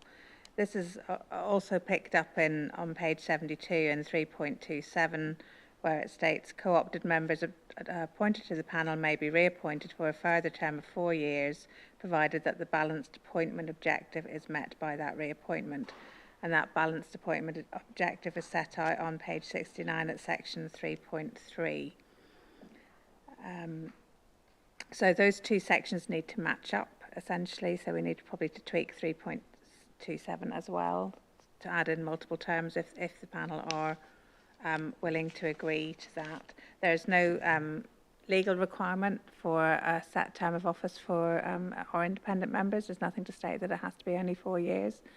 So if you've got, if you're happy with our independent members, then you can continue to extend their terms if you wish to do so. So if I've understood it correctly, so 3.27, as it stands, does allow the panel to reappoint for only one. Oh, yes. I see. I understand. Right. So you could appoint. Okay. So you could appoint for more terms if you wish to do so. If Okay. you added the wording in. So at the moment it's appoint and then reappoint, and then that would be it. Okay. Thank you. It's to allow the option for that to happen. Councillor Brand. Thank you. Yes, I agree that I think it's useful for the continuity of the panel to be able to reappoint our co-opted members for a further period. Could I also add one other item? It's just a matter of linking, really.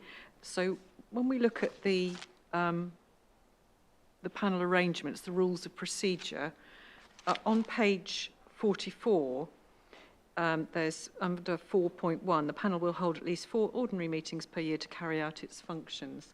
And I just did think it might be useful if we had a link there to the list of functions which exist in the standing order list, which are on page at items 2.0 through to, well, broadly speaking, the end of 2.17. So can we just insert a link there to the standing order so it's clear what our functions are when we're talking about carrying out our functions in the rules? We can do, yes, if the panel wants to agree with that. Splendid. Thank you. No, I propose that as a change then. So your proposal is that we insert a section or provide at least a cross-reference between these two documents. Is that? If we could make the word functions an active link to the standing order section 2.0 through to 2.17, if we could take us, so if you clicked on it, it would take you to it. So we could put in brackets what the paragraph is in the document for someone who's just printed it out. Okay, yeah, so taking that as a recommendation, could I have a seconder, please? Councillor Hussain, thank you. Thank you. Thank you very much. Any panel members dissent? No, thank you. Do all the proper stuff to do with the other bit, sorry. Did we take a... We'll come back to that one. Do any other members have any... Councillor Council. Yeah, it's to do with the main point, Chair, the recommended change.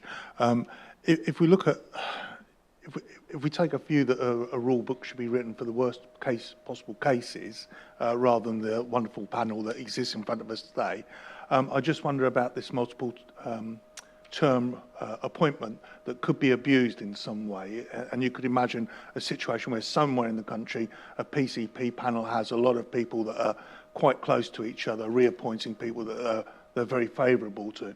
Well, in the standing rules, if you want to get rid of somebody, you need a 2/3 majority. And it seems to me that it might be appropriate that if you're going to offer multiple terms, then instead of having the majority of the panel, you may want to put the same safety valve in, ask for 2/3. So it's just a suggestion, and it's certainly not based on what I see in front of me, but just who knows what happens one day. It's a very valid point. Do any other members agree or disagree with that suggestion? Can I step in here? Yes. Am I right in thinking we have to have a unanimous vote anyway? I'm just trying to scroll through to have a quick look. An anonymous vote. Unanimous. Sorry. If that's right, then it doesn't matter, does it?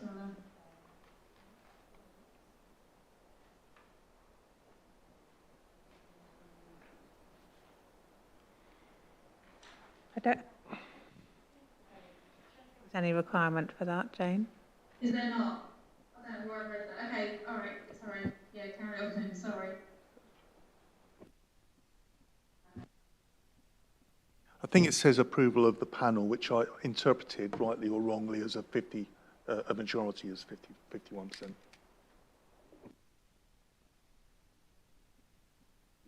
That is how we've done it in the past, although obviously I haven't been present actually to reappoint anything. No, that's right. It's a simple majority, as Councillor Kant says. Would the panel like to go to a supermajority rule, and presumably be the supermajority of those present rather than of all panel members, or either of those? Any feelings one way or another?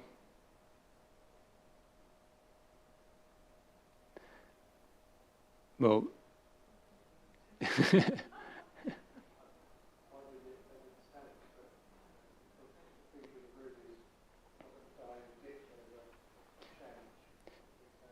so as it stands, our understanding of it, although it's slightly ambiguous, is that independents are allowed to serve 2 consecutive 4-year terms.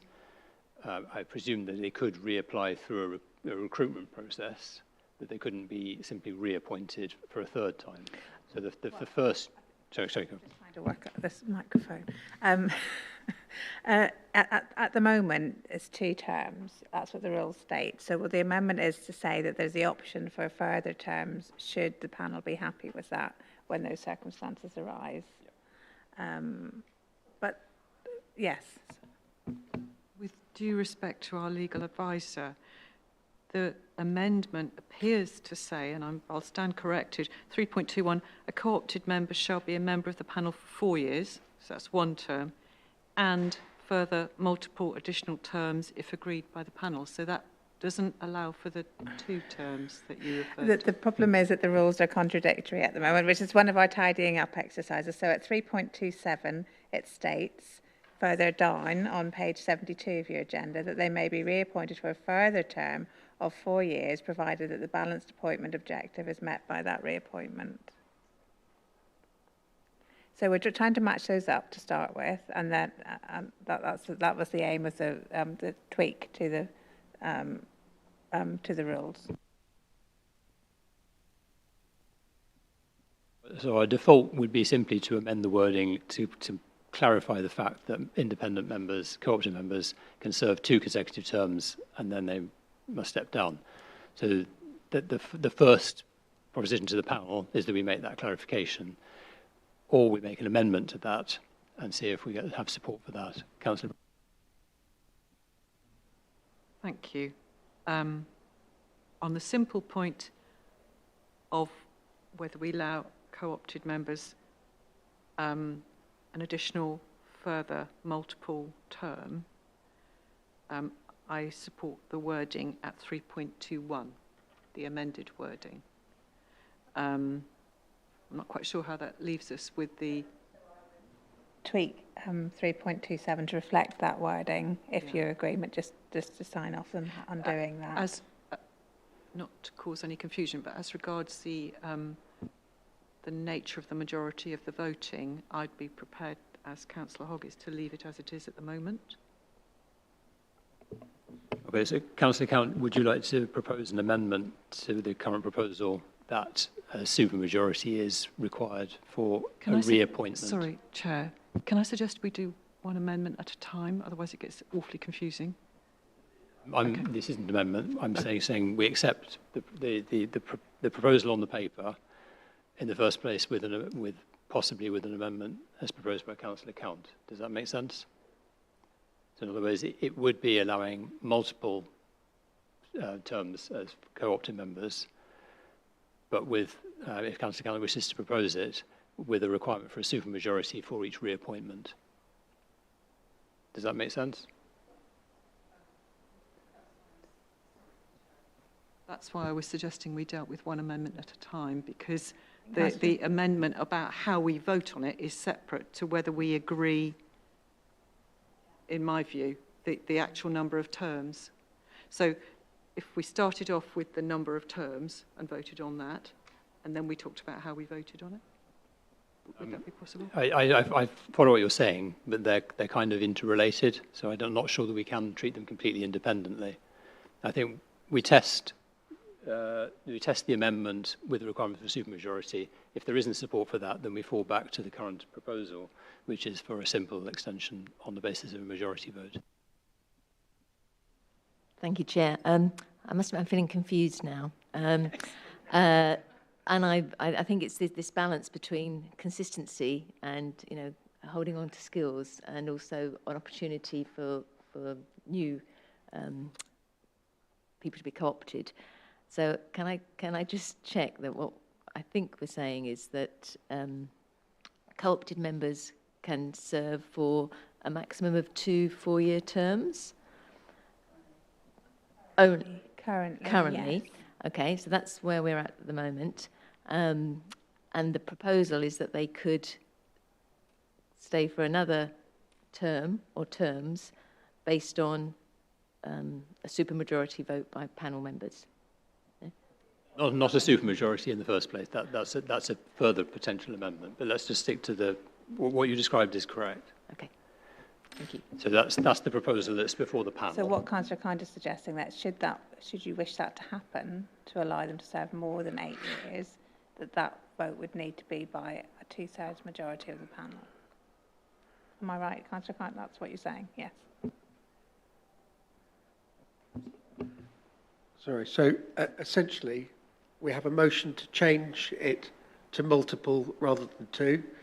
Councillor Count has now come up with an amendment that he wishes to move by if this was to go through, then it needs to have a majority. So we need to move the amendment with a seconder before we can then decide whether or not to accept that, and then that either falls away or it goes through and then we vote on whether or not the change is to be made with or without that amendment. Is that, yeah. Can I just add that I did contact the Home Office about this reappointment, and they're quite happy. It's in the gift of the panel to be able to do that, so we're not doing anything completely, we're not doing anything wrong. They're quite happy for us to keep that expertise and not go through the heavy resource of going out to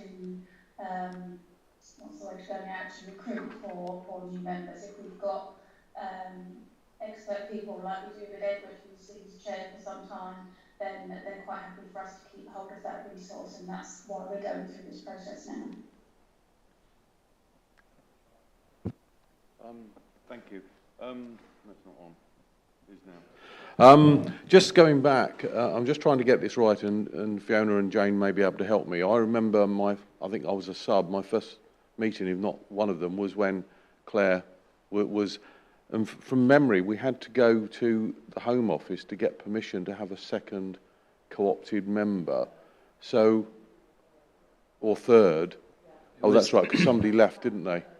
Does that mean that we've now got the ability to have 3, or if Claire or Edward at some stage decided to not want to be on the panel, we would have to go to the Home Office? If you want more than 2, you need to have Home Office consent. That's still the case. Okay. Yeah. But say if Edward or Claire at some stage in the future decided that they couldn't do it, would we still have that ability to co-opt 2? Yes. Yeah. Okay. And the panel would be required to. It's not. It's not. It's... Okay. Thanks. The reason that happened at that particular time when Claire was appointed is we had two very good candidates that would bring expertise to the panel at the time. So we went to the Home Office to see if we could recruit both. We weren't going out for 2 at the time. We just happened to come across 2 good individuals, and that's the only reason that we recruited 2 at the time. It's not something that we were looking for. Some other panels have got more than 2, but the Home Office has to individually agree to the appointment of the individual. It's not agree to the principle of having a third member. We actually, Jane actually has to send the recommendation of the panel to appoint this third member, and they have to review that recommendation. Anyway, and it can take it can take months. Anyway, we're digressing. So, Councillor Cowan, would you like to propose an amendment to the amendment that's already on the paper, so that under your proposal, if you still wish to make it, co-opted members could be appointed for a second, a third, or multiple terms, but each reappointment would require 2/3 majority of the panel present. Would you like to still make that recommendation?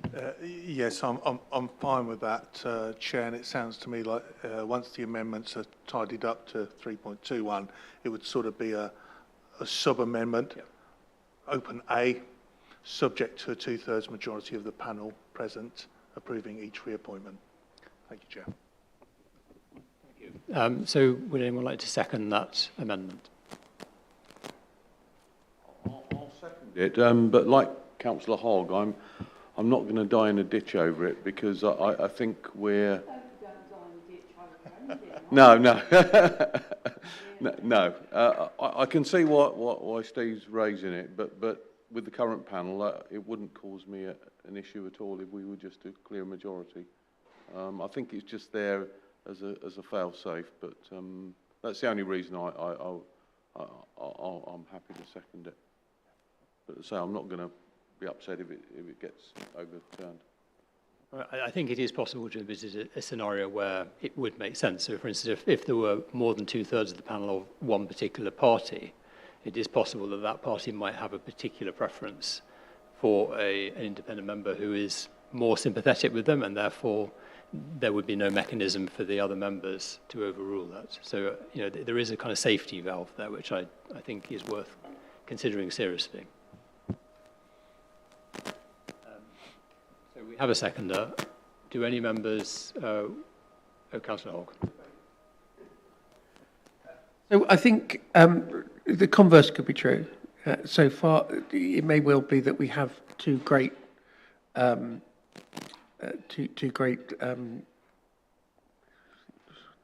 So, no, sorry, something popped into my mind, and my mind has now said that wasn't particularly relevant. So I'm going to veer away from that part of the conversation. But so the general feeling from my point of view is I'm happy for it to stay as it is. I think in a lot of walks of life, in terms of governors and various volunteer organisations, it's really difficult to attract the right people. And when we have got the right people, I think it's completely right and proper that we try and secure them for as long as they are willing to continue to do so. So I think this amendment is the substantive amendment is one that I think is welcomed, because I would hate to see our current members go on the basis that they can only do 2 terms. So I think this is well right and proper that we should make this amendment. I'm not entirely sure that that making a 3/4 majority, it just adds another level of complexity into that situation. I'm more than happy to go with a 50-50 verdict, but I'm not going to cry if it goes against me. Is that better than dying in a ditch? I don't know. Okay. I think from my point of view as an independent member, I would want to feel that I was supported by more than half the panel. So I think if half the panel didn't support me, I'm not sure I would feel that I was doing my job there, as an independent. And actually, pull the mic down a wee bit. I could probably do it without a microphone. I'm noisy enough. Oh, okay. Sorry. Do you know what? I've forgotten what I was going to say now. I've forgotten what I was going to say. No, I do now remember. There must be a process for asking somebody to leave. There must be a process for that. So if there was a set of circumstances whereby somebody who had come along as independent actually then wasn't as independent, clues in the title, 6 years down the road as they actually should be, then there is a process for, there's a different process for dealing with that, I imagine. Yeah. Set out at 3.25. Yeah. But as Constantine pointed out, it takes 2/3 of the panel to agree to terminate the appointment of a co-opted member. So if it takes 2/3 to agree to terminate, it ought to take 2/3 to agree to not to do the reverse. Yeah? It doesn't say 2/3, does it, in 3.25? The panel may decide. Oh, yes, it does. Yes, it does. Okay. Yep.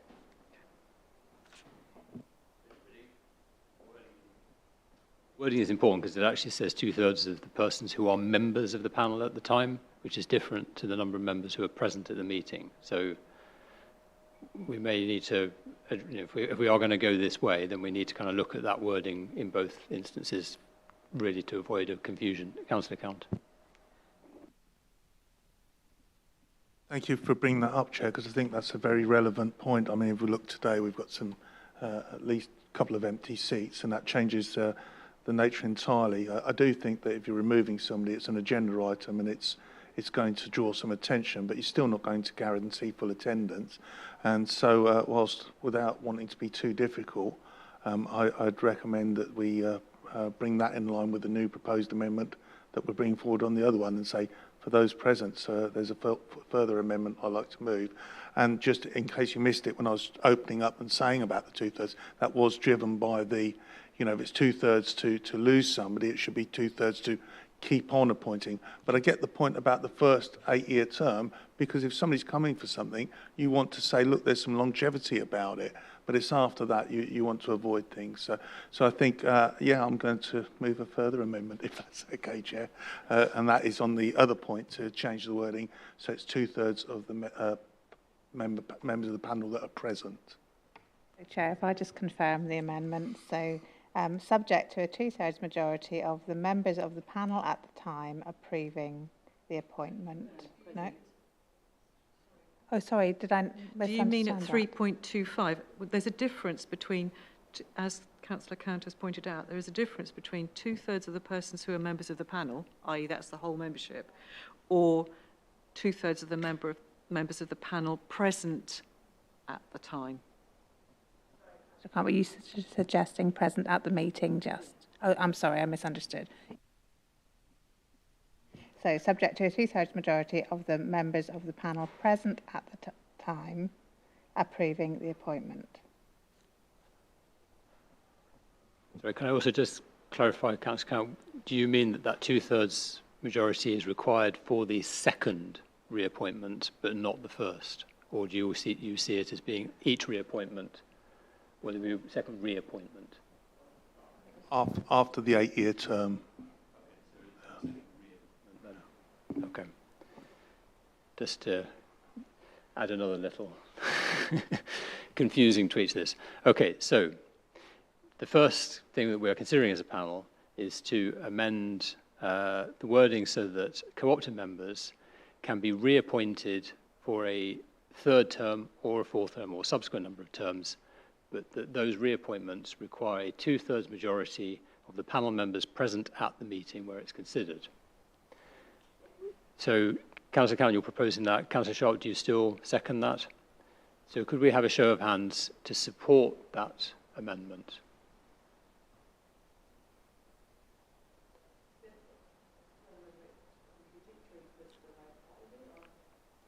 No.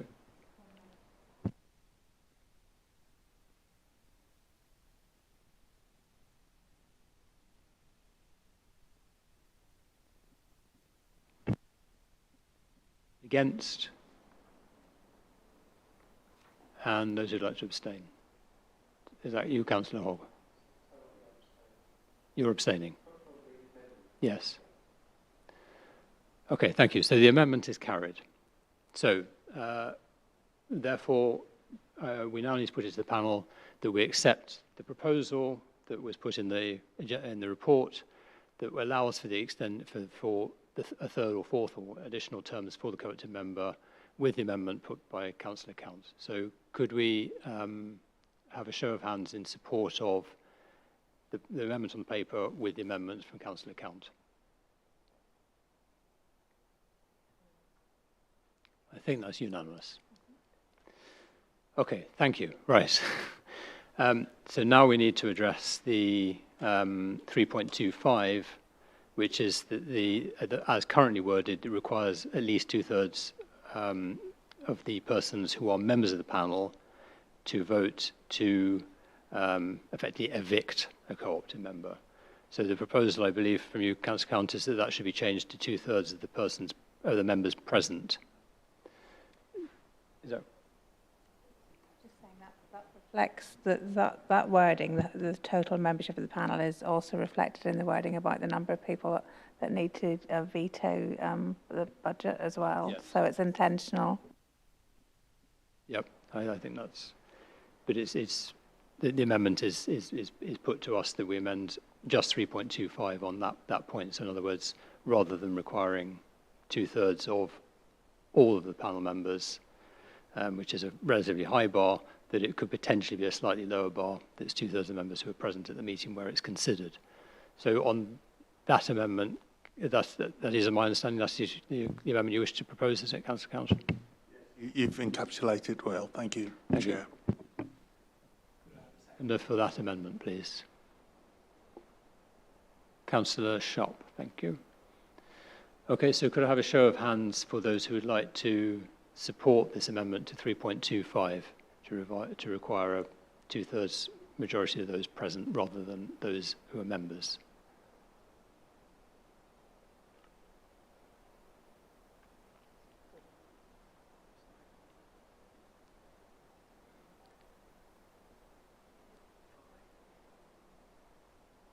Okay, and those who would like to vote against? And those who'd like to abstain?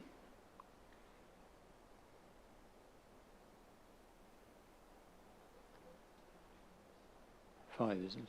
Including me. Yeah. So, the casting vote.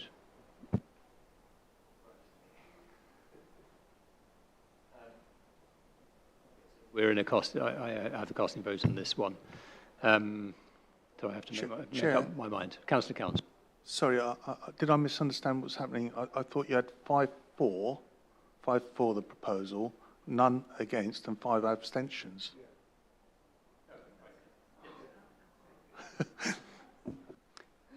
So yes, the motion is carried in that case. Yes. Right. Although we didn't have a majority of those present, it was of those who voted. Yes. Okay. Right. So 3.25. Are you happy? That's clear what the amendment is on 3.25.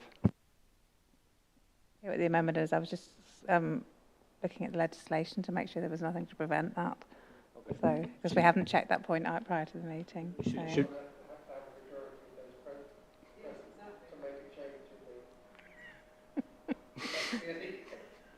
Do we need the 3/4 of those present, or back of the committee to make a change in the?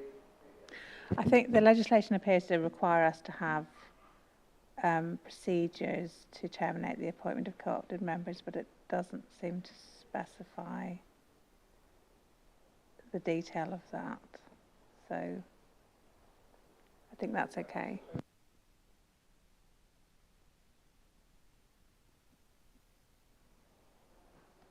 Just to be absolutely Not in relation to this. And we don't, and we are making changes on the basis of majority vote, not a supermajority vote.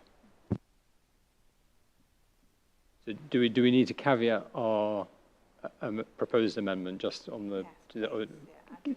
So subject to it being legal to make that amendment.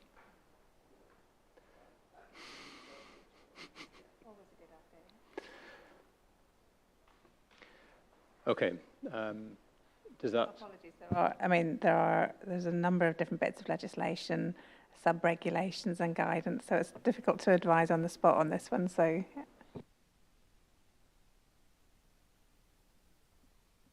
Do anything special to make that caveat? Should I? We just add that on to the end, subject to me saying it was sending the Yep. Okay. So the recommendation that we've made is subject to it being legal to make. Okay, thank you.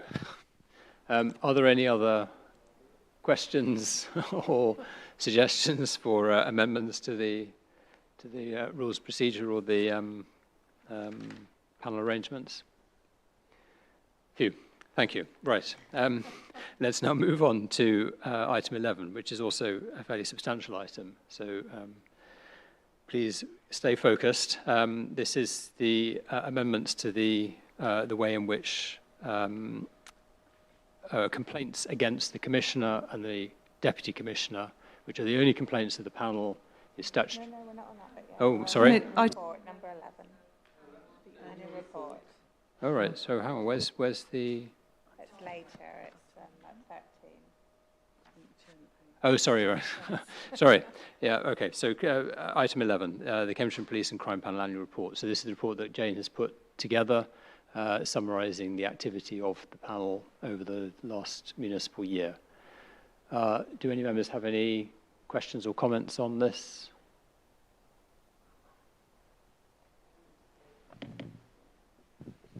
Did you get that, Jane?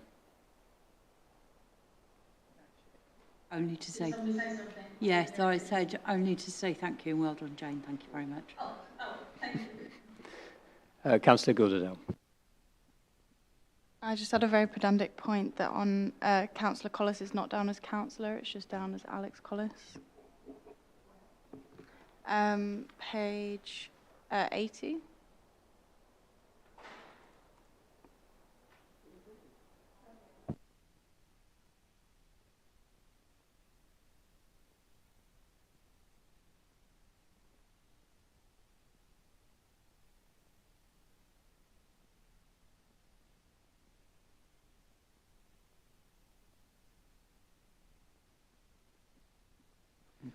I don't know if it's my printer, but the pictures of Edward Lee and Alan Sharp don't look so sharp.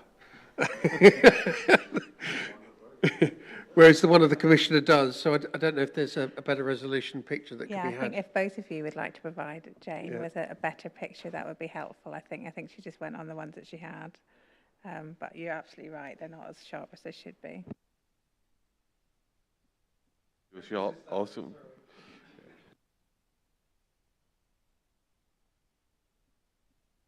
Thank you. So, subject to those minor amendments, are there any further comments or questions, or are you happy to, Claire?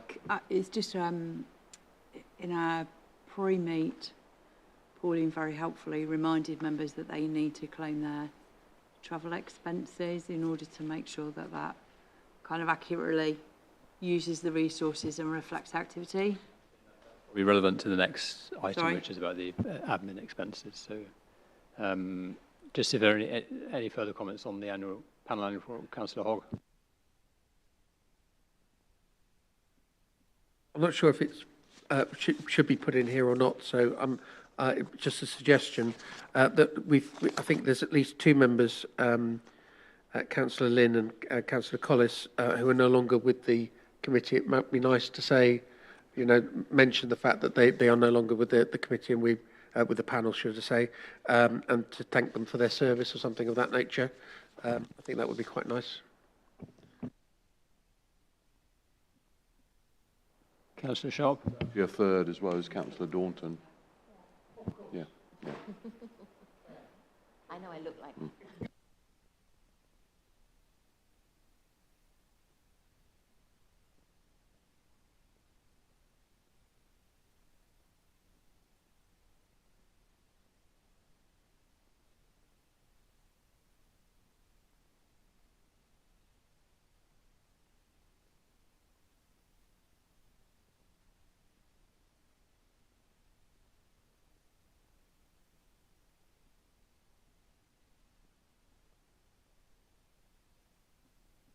So, in absolutely no way was this a criticism. It was just a question. No. It was just a question of thinking that it might be nice to round off because it is kind of. No, I want critical feedback back because I want to grow this. I say document. It's more than a document. So I'm happy to have feedback back if there's anything that I've not put in it. Because basically, really, it is your report. It's not mine. I've just written it for you. So if there's anything missing from it that you want added to what will be this year's at the end of this year, then please shout, because obviously I'm just doing it on your behalf. So by all means, shout if there's something you want me to add to it. It might be more appropriate to put on next year's to say that these are the new members coming in and to thank previous members from last year, maybe. I don't know. I'm more than happy to flex to that. That's I not suggest that in the current year, the report refers to the people who've left from the previous year to say thank you to them, and also to. But you've said you can't say who the new ones are because you don't know who they are until you've written the report. But at a suitable point, it would be useful to itemise who they are. There is a comment in there, right at the bottom of section 5, that says thanks. Thanks to all the panel members for their contributions. So you've got a generic in there at the point when you don't know who's changing. Pauline has made a suggestion, which is actually, it's this meeting, it's the annual general meeting when we know who are the past and present members. So actually, perhaps what we should do is just note it in the minutes for this meeting, because then otherwise it's going to be a year out of date. And so, is that acceptable? Yes, absolutely. No, you're absolutely right. Councillor Count. Thank you, Chair, and possibly for future years. When the subject matter came up, I thought, well, the obvious place to put it would be in the Chairman's forward, where he thanks everybody for that. And I went to that, but there isn't one. So it might be useful to whether you consider whether there's a Chairman's forward at the start of the document in future years, Chair.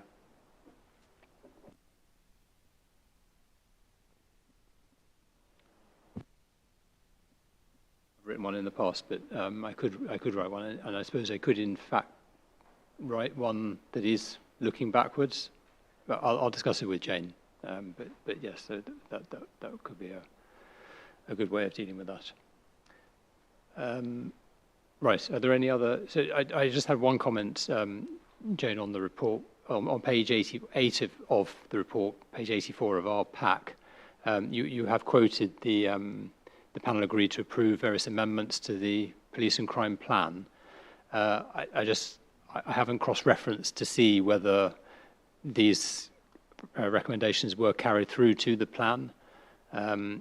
So I think it's possibly more important than quoting what we recommended, that we indicate the influence we had. In other words, that the recommendations that have resulted in change. That's probably more relevant. So possibly that change would be worth making. Okay, so are you happy as a panel to allow our support officer and myself as chair just to tweak the report before we publish it? Okay, thank you. Right, so moving on to the next item, item 12, which is the administration costs and member expenses. Jane, did you want to quickly introduce this one?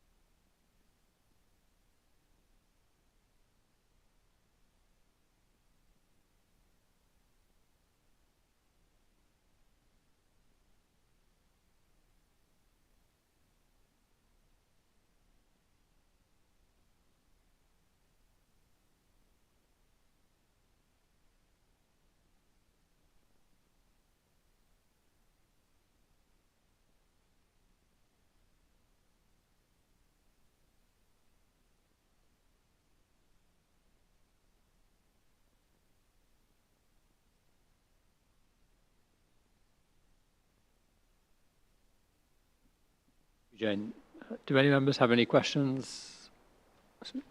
Councillor Hart. It's just a comment really, and to thank you, Jane, for looking into people using electric vehicles and how we evidence that we have a travel claim. So just thank you for following that up.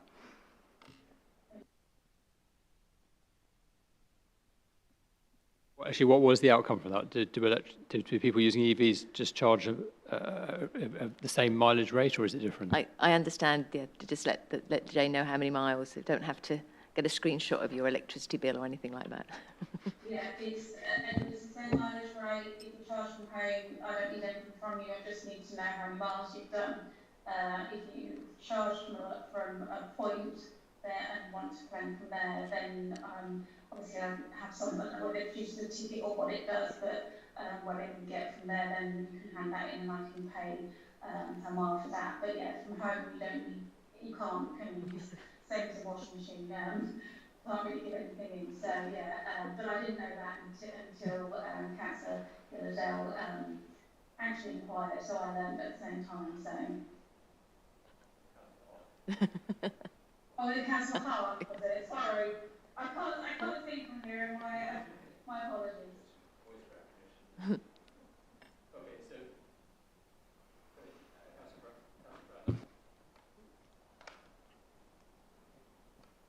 Thank you. Could we just ask Jane to send the forms out to all all members? I include existing members, just as it's the beginning of a new season with new members. Could she send the claim forms out to everybody, please?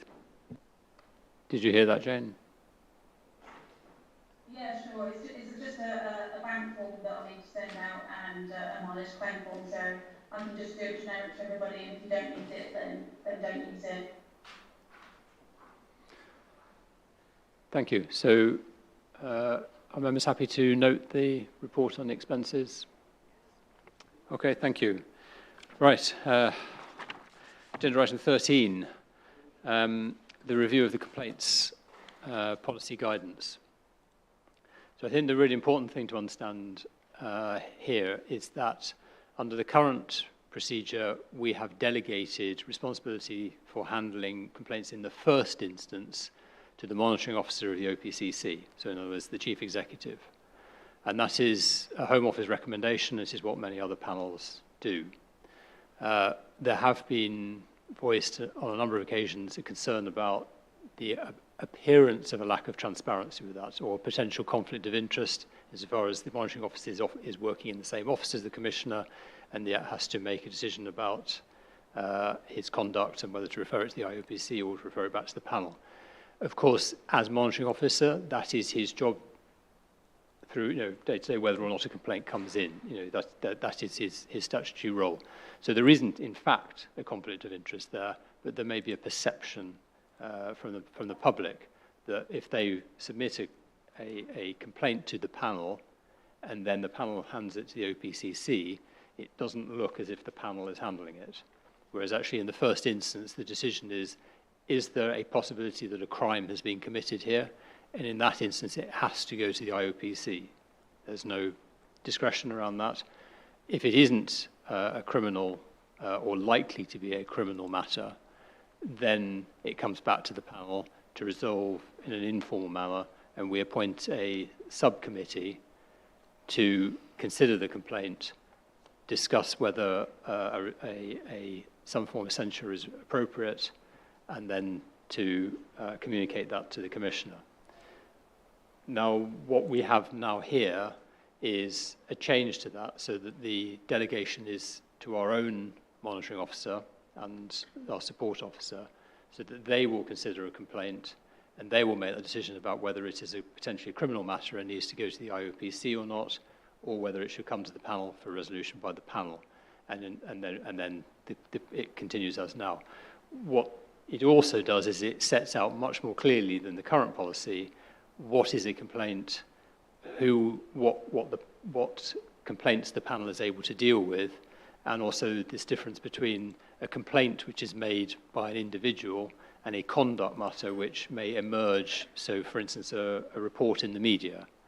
So an individual hasn't made the complaint, but the panel has been made aware or has become aware of a conduct matter that may need a resolution as if it were a complaint. So, Fiona, if there's anything that I haven't got clear on that, then would you like to? Thank you, Chair. No, I think you summarised the main bit of the alterations on that basis, which is in terms of who handles the initial complaints. In terms of what other changes there's been, though, we haven't updated these procedures since they were first introduced back in 2012, which meant that they largely mirrored the regulations, so they're quite legalistic. So Jane has been working on reviewing it in order to streamline and simplify the procedure to make it easier for someone to follow, and also created a quick guide, a flow chart and a complaints form. And the other change is that a procedure for dealing with habitual and vexatious complaints has also been added to the process, offering a clear steer on how this type of complaint will be dealt with when it occurs.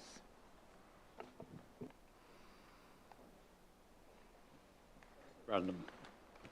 Thank you, Chair. I think that's a very good idea to delegate to the clerk of the panel in consultation with the monitoring officer. I think that makes sense, and I agree with you. The perception is more neutral that way. So that's the first point. The second point is the documentation around it, the flow chart and the quick guide to complaints. It's just to do with formatting, because if you think about it, the person, Joe Bloggs, who's likely to be raising a concern, initially their complaint would go to the police. They'd be complaining about the way the police were behaving, and if the police didn't respond adequately, then they'd be taking their complaint to the Police and Crime Commissioner. And so I just wanted to make sure that there's a link from the constabulary website to the Police and Crime Commissioner's website to explain how they might wish to complain if the first step didn't work, if that's appropriate. And then the third point was just on the formatting of this, and I just basically wondered if we could revise it so that it was would fit on two sides of one sheet of paper in case it was going to be just given to somebody. It's just rather uneconomical use of space. Thank you. Thank you, Councillor Bradnam. Certainly in terms of your last point, we can make some of the pictures smaller so it fits on two sides of A4. I agree with that formatting wise, we can do that. We can also put a link, I think we do have a link, but we to how to make a complaint about the police, so it's clear for a member of the public who they need to go to, depending on what the nature of their complaint is. But I would just say that obviously we deal with complaints about the conduct of the Police and Crime Commissioner as opposed to complaints about the police. That's not within our remit at all.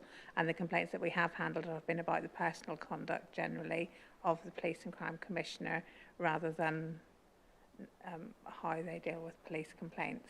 That's generally what we're dealing with. So it's fine to make that clear. I did also say earlier that we were looking at improving our website. We have a web page on Peterborough City Council's committee systems page for this panel, and it is linked to the Office of the Police and Crime Commissioner, and they've got links to it. But we're trying to see whether we could get a separate web page, or certainly to improve the web page that we've got so that's more accessible, and we could put links to the police complaints website as well.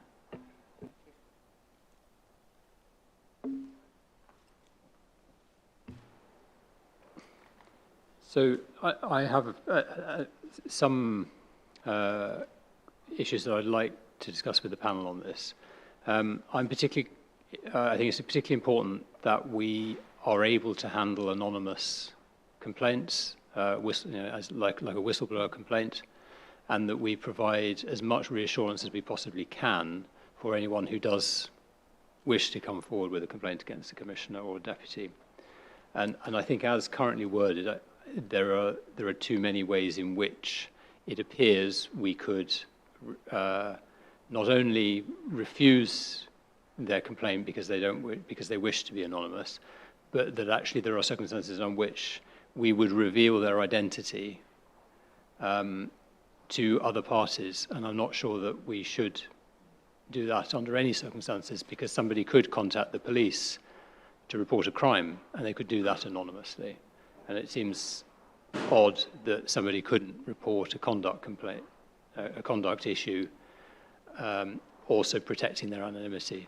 So I don't know whether other members feel similarly about that, but I would like to work with our monitoring officer on providing as much protection as possible to someone who wishes to come forward anonymously, and to word in such a way that it is as least off-putting as possible. I'm happy to do that, obviously, Chair. I think there's this distinction between an anonymous complaint and one which is a whistleblowing complaint where the complainant is known to me but goes forward in an anonymous way. There's a distinction to be made there, because dealing with a completely anonymous complaint where you don't know where it's come from is nearly impossible, and so therefore we've precluded those.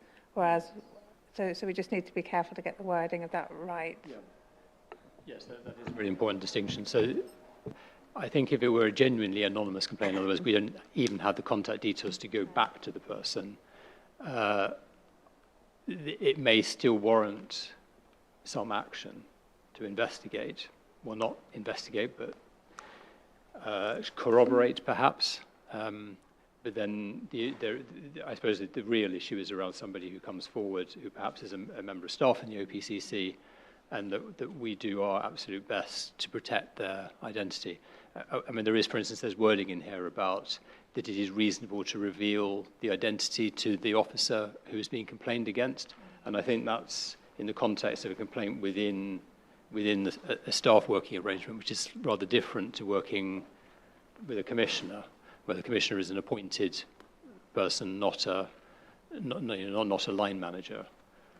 So I just think that there's some subtlety we need to get right in that to make sure that we are affording as much protection to a member of the OPCC staff or anyone else who is working with the Commissioner. Councillor Count, you're looking... No?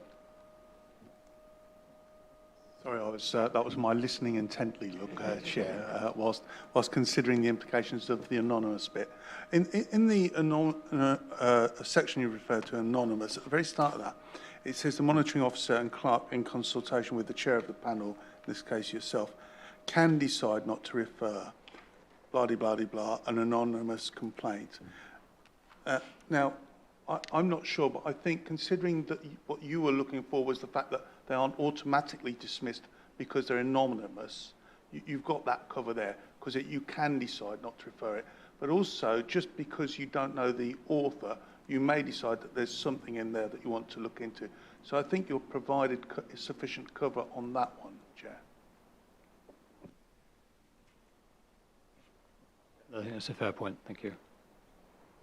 So I think that really it's just getting the wording around, for instance, paragraph 5, it says, in the interest of fairness and natural justice, office holders who are complained about have a right to know who has made the complaint.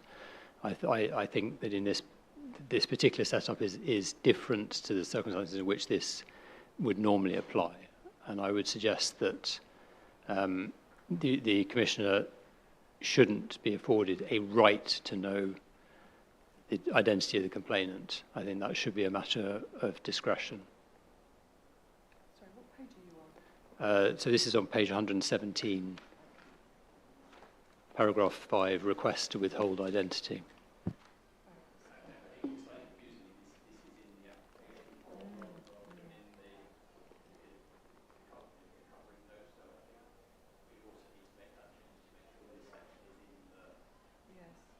This section is in the explanatory notes, not just in the application form. Councillor Hart.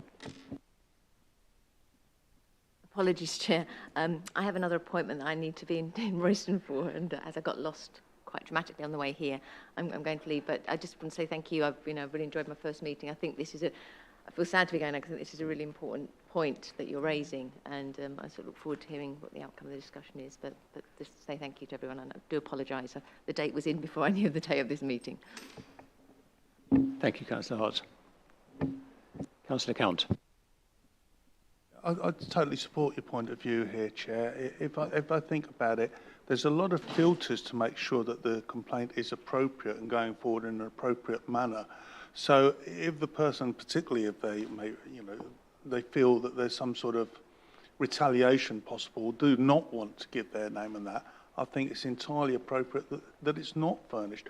Because if it is vexatious or an inappropriate complaint, it will fail, and they will be told that, and there will be no impact on the person being complained about.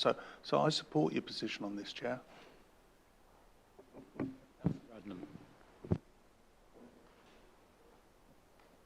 I'd like to support the point that the monitoring officer made, which is that I think in all instances, the monitoring officer needs to know the name of the person who's making the complaint. But that does not mean that that name should be revealed to anybody else, because the monitoring officer needs to know whether it's somebody who might be making a vexatious complaint. So the monitoring officer needs to hold that information but not reveal it to other people. With our normal whistleblowing policies in local authorities as well, so it kind of needs to reflect the same kind of approach, I think. Actually, I don't think that the identity should be revealed to the chair. I can't really think of any circumstances in which the individual is necessary for the chair to know, and I think it really should be just the monitoring officer and any staff who are working on the resolution internally. I think it can be any complaint can be redacted to ensure to protect the identity. Councillor Count.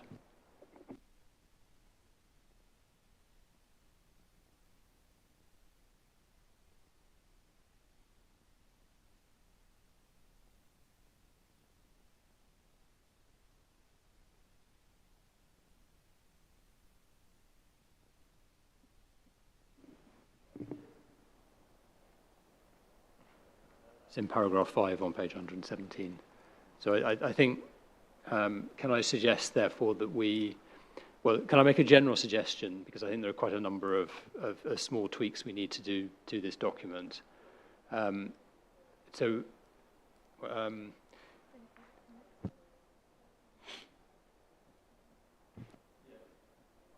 If you're happy to sort of delegate your power to me to work with the monitoring officer on revising this, and then we bring it back to the next meeting.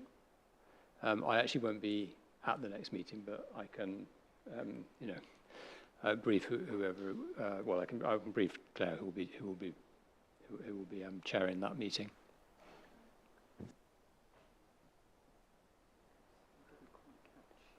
Sorry, Councillor Count, could you repeat, if you can remember it, what you last said, because it didn't get picked up on the microphone? Sorry. So the last point I was making was about page 117, the request to withhold identity, and that section seems to infer the right of the person being complained about to receive the identity, and we weren't talking about whether it's the monitoring officer or the chair who's dealing with it, and it was that specific person that I was supporting you in, Chair, and thinking that no, they shouldn't have the right to have that. The complaint should be investigated, and then if there's something to the complaint, it moves forward as a complaint. But at no point, unless there's specific reasons, would you need to give that name over?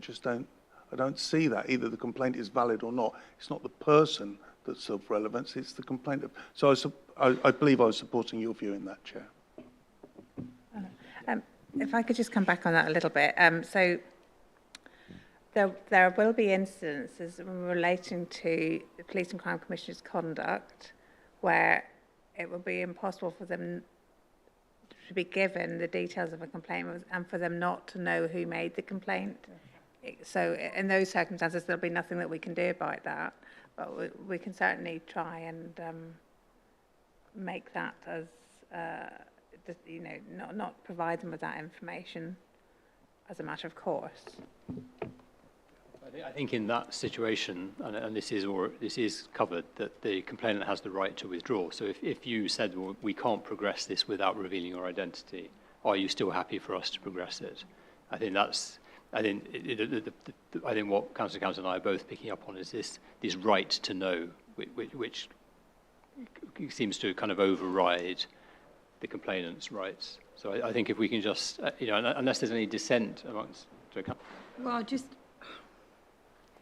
it's also really important that an investigation can be fair and thorough, and it can only really be that if you've got an evidence-based investigation. So I'm agreeing that there shouldn't be a right to know the identity of a person, but in terms of the detail, it's quite hard to have a view on what you're being accused of if actually you haven't got the circumstances around that.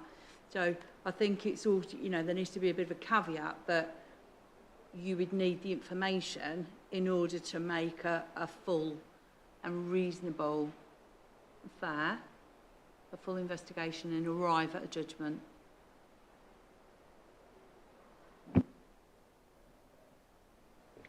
So I think, unless there's any dissent, I think what we're moving towards is a slight rewording to essentially give the complainant a choice as to whether their identity is revealed at various stages or withdraw their complaint. So if it needs to be, in order to progress it fairly, their identity needs to be revealed, then they have a choice as to whether that they progress it that way.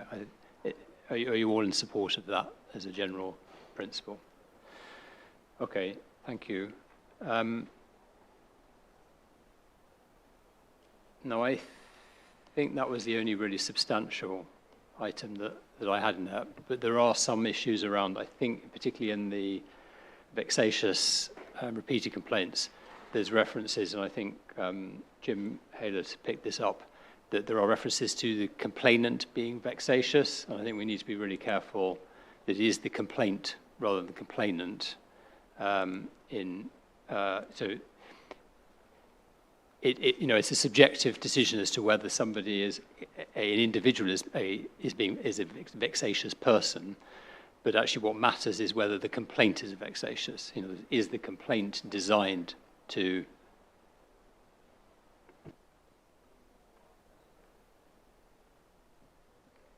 Sorry, Chair. I think our councils have been aware of individuals who have made numerous complaints against the councils for various reasons, and we need to be clear that there are some individuals who might fall into that category. I'm not saying numerous complaints necessarily are vexatious. They might be perfectly reasonable, but I think we need to be prepared how to handle that if we feel that their requests are vexatious. So I take your point there. I think that suggests we actually need to have wording which addresses vexatious complaints.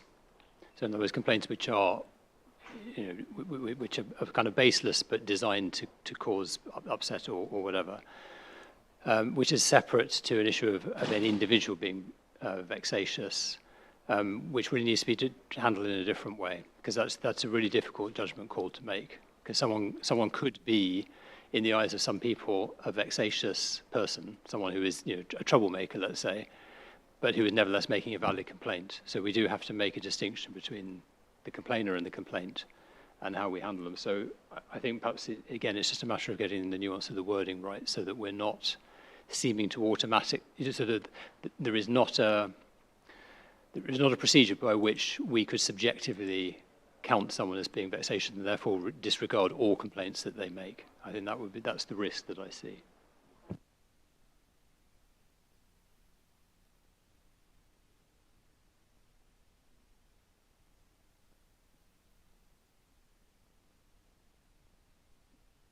Councillor Bradner is making is that there are some instances where an individual may make complaints about a whole load of unrelated matters which are not individually vexatious complaints, but nevertheless their intent is to vexate.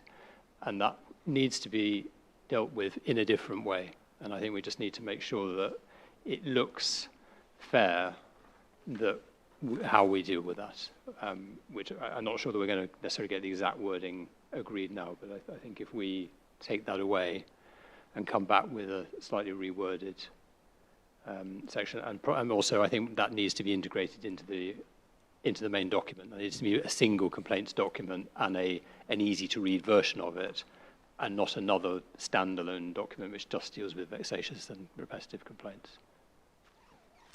Excuse me, sorry, Chair, were you also going to ensure that the wording to be agreed about anonymity, which currently resides in the complaint form, was going to be incorporated in the body of the policy? Great, thank you very much. Yes, absolutely. Right. Are there any other comments or issues? Councillor.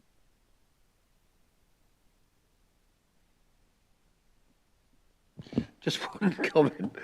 Just that on the OPCC website, the complaint bit is hidden under transparency, ironically. It's not something, it's on the top line. You have to go to transparency to then go to complaints.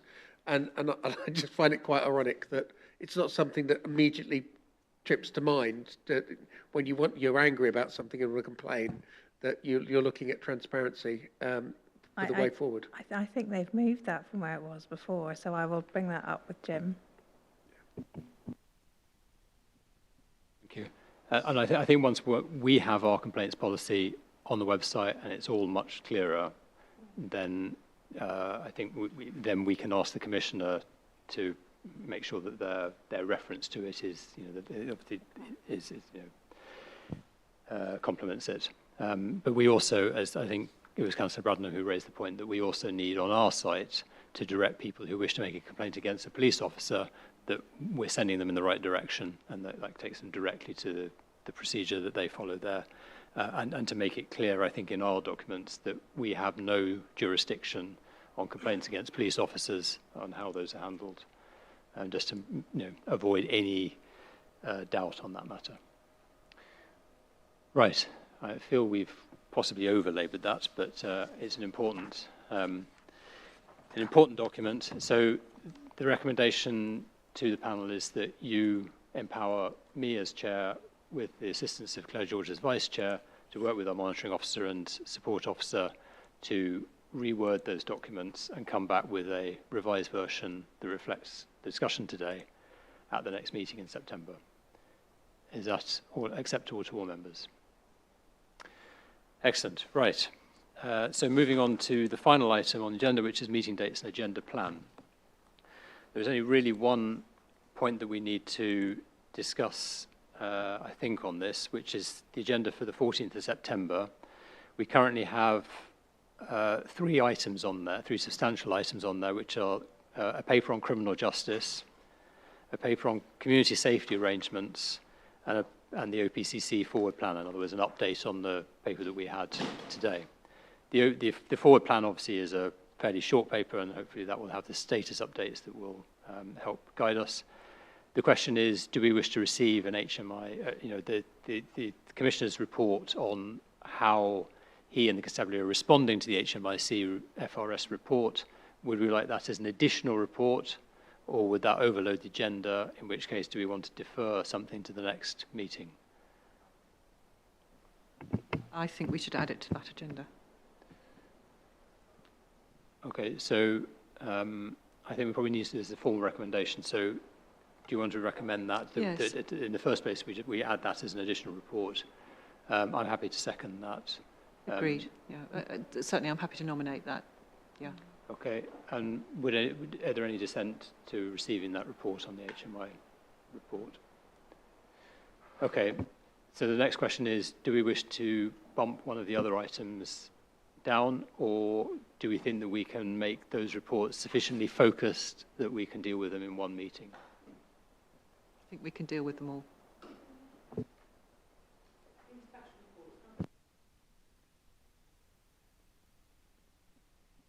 It will be mostly operational matters, so actually there isn't actually going to be very much that we're going to be able to scrutinise in that. It's really more of a public update. Okay, so unless anyone has any thoughts on that, Councillor Count?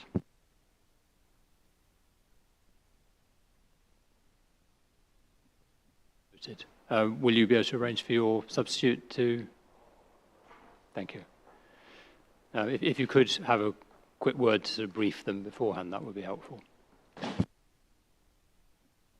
If you could. Edward, can I just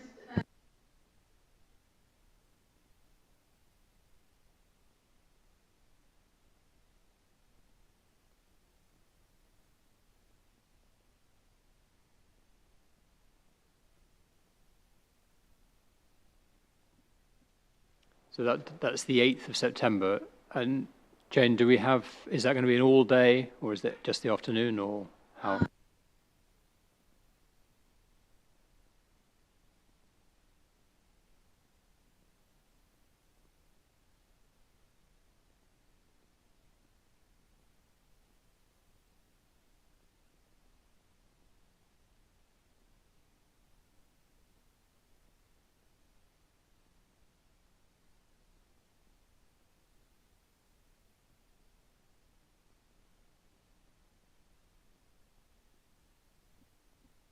Okay, so are any members know that they won't be able to make that, just so that we are aware of that now?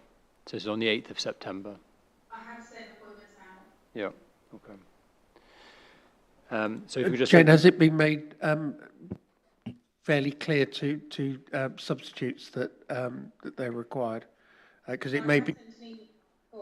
I was going to say, because obviously as a substitute you might go, oh yeah, I'm a substitute on that, I don't need to read that. So sometimes I'm only... I can send it to just substitutes if you wish and see whether that makes a difference. Yeah. Jane did... Would that be helpful?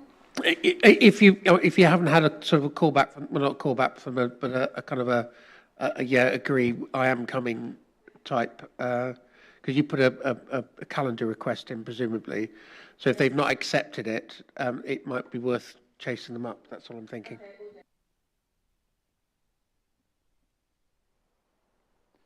Okay, so if you could just make sure that you've noted all the other dates for our future meetings. For new members, the meeting that's scheduled for the 15th of February is only there in the situation where we have voted to veto the Commission's recommendation for the precept on the 1st of February. So we need to keep it in the diary so that we can meet then, because we have to meet within a relatively short period of time. But it's unlikely that we would be meeting. But please keep it in the diary. Councillor. September as well, it's part of the same holidays, the 14th. Thank you. Councillor Bradnam. Thank you, Chair. What's the timing of the training on the 8th of September? Is it? Jane was saying 9 till 4. Okay. I'll have a proper agenda once I've spoken to Dane and put the agenda together. I'll let you all have it. Okay. It might, at a slightly later start might be preferable, just because some people Yes, will be travelling some distance. Yeah, sure, no worries. Yeah. Okay. I'm not sure. I've got another meeting that's a reserve meeting, so it may not be needed, and that's at 10 o'clock in the morning. So I'm not sure. I may or may not be able to attend that. But I think actually, Jane, if we could structure it so that it is in two distinct halves, so that perhaps existing members should kind of prioritise the afternoon if they can't come for the whole day. Yeah. So that the morning session is perhaps more focused on new members. Yeah. Thank you. Okay. Unless there's any other comments or questions, then thank you all for your time, and I look forward to seeing you on the 8th of September, if you can make it then, or the 14th for the next panel meeting. Thank you indeed. Thank you.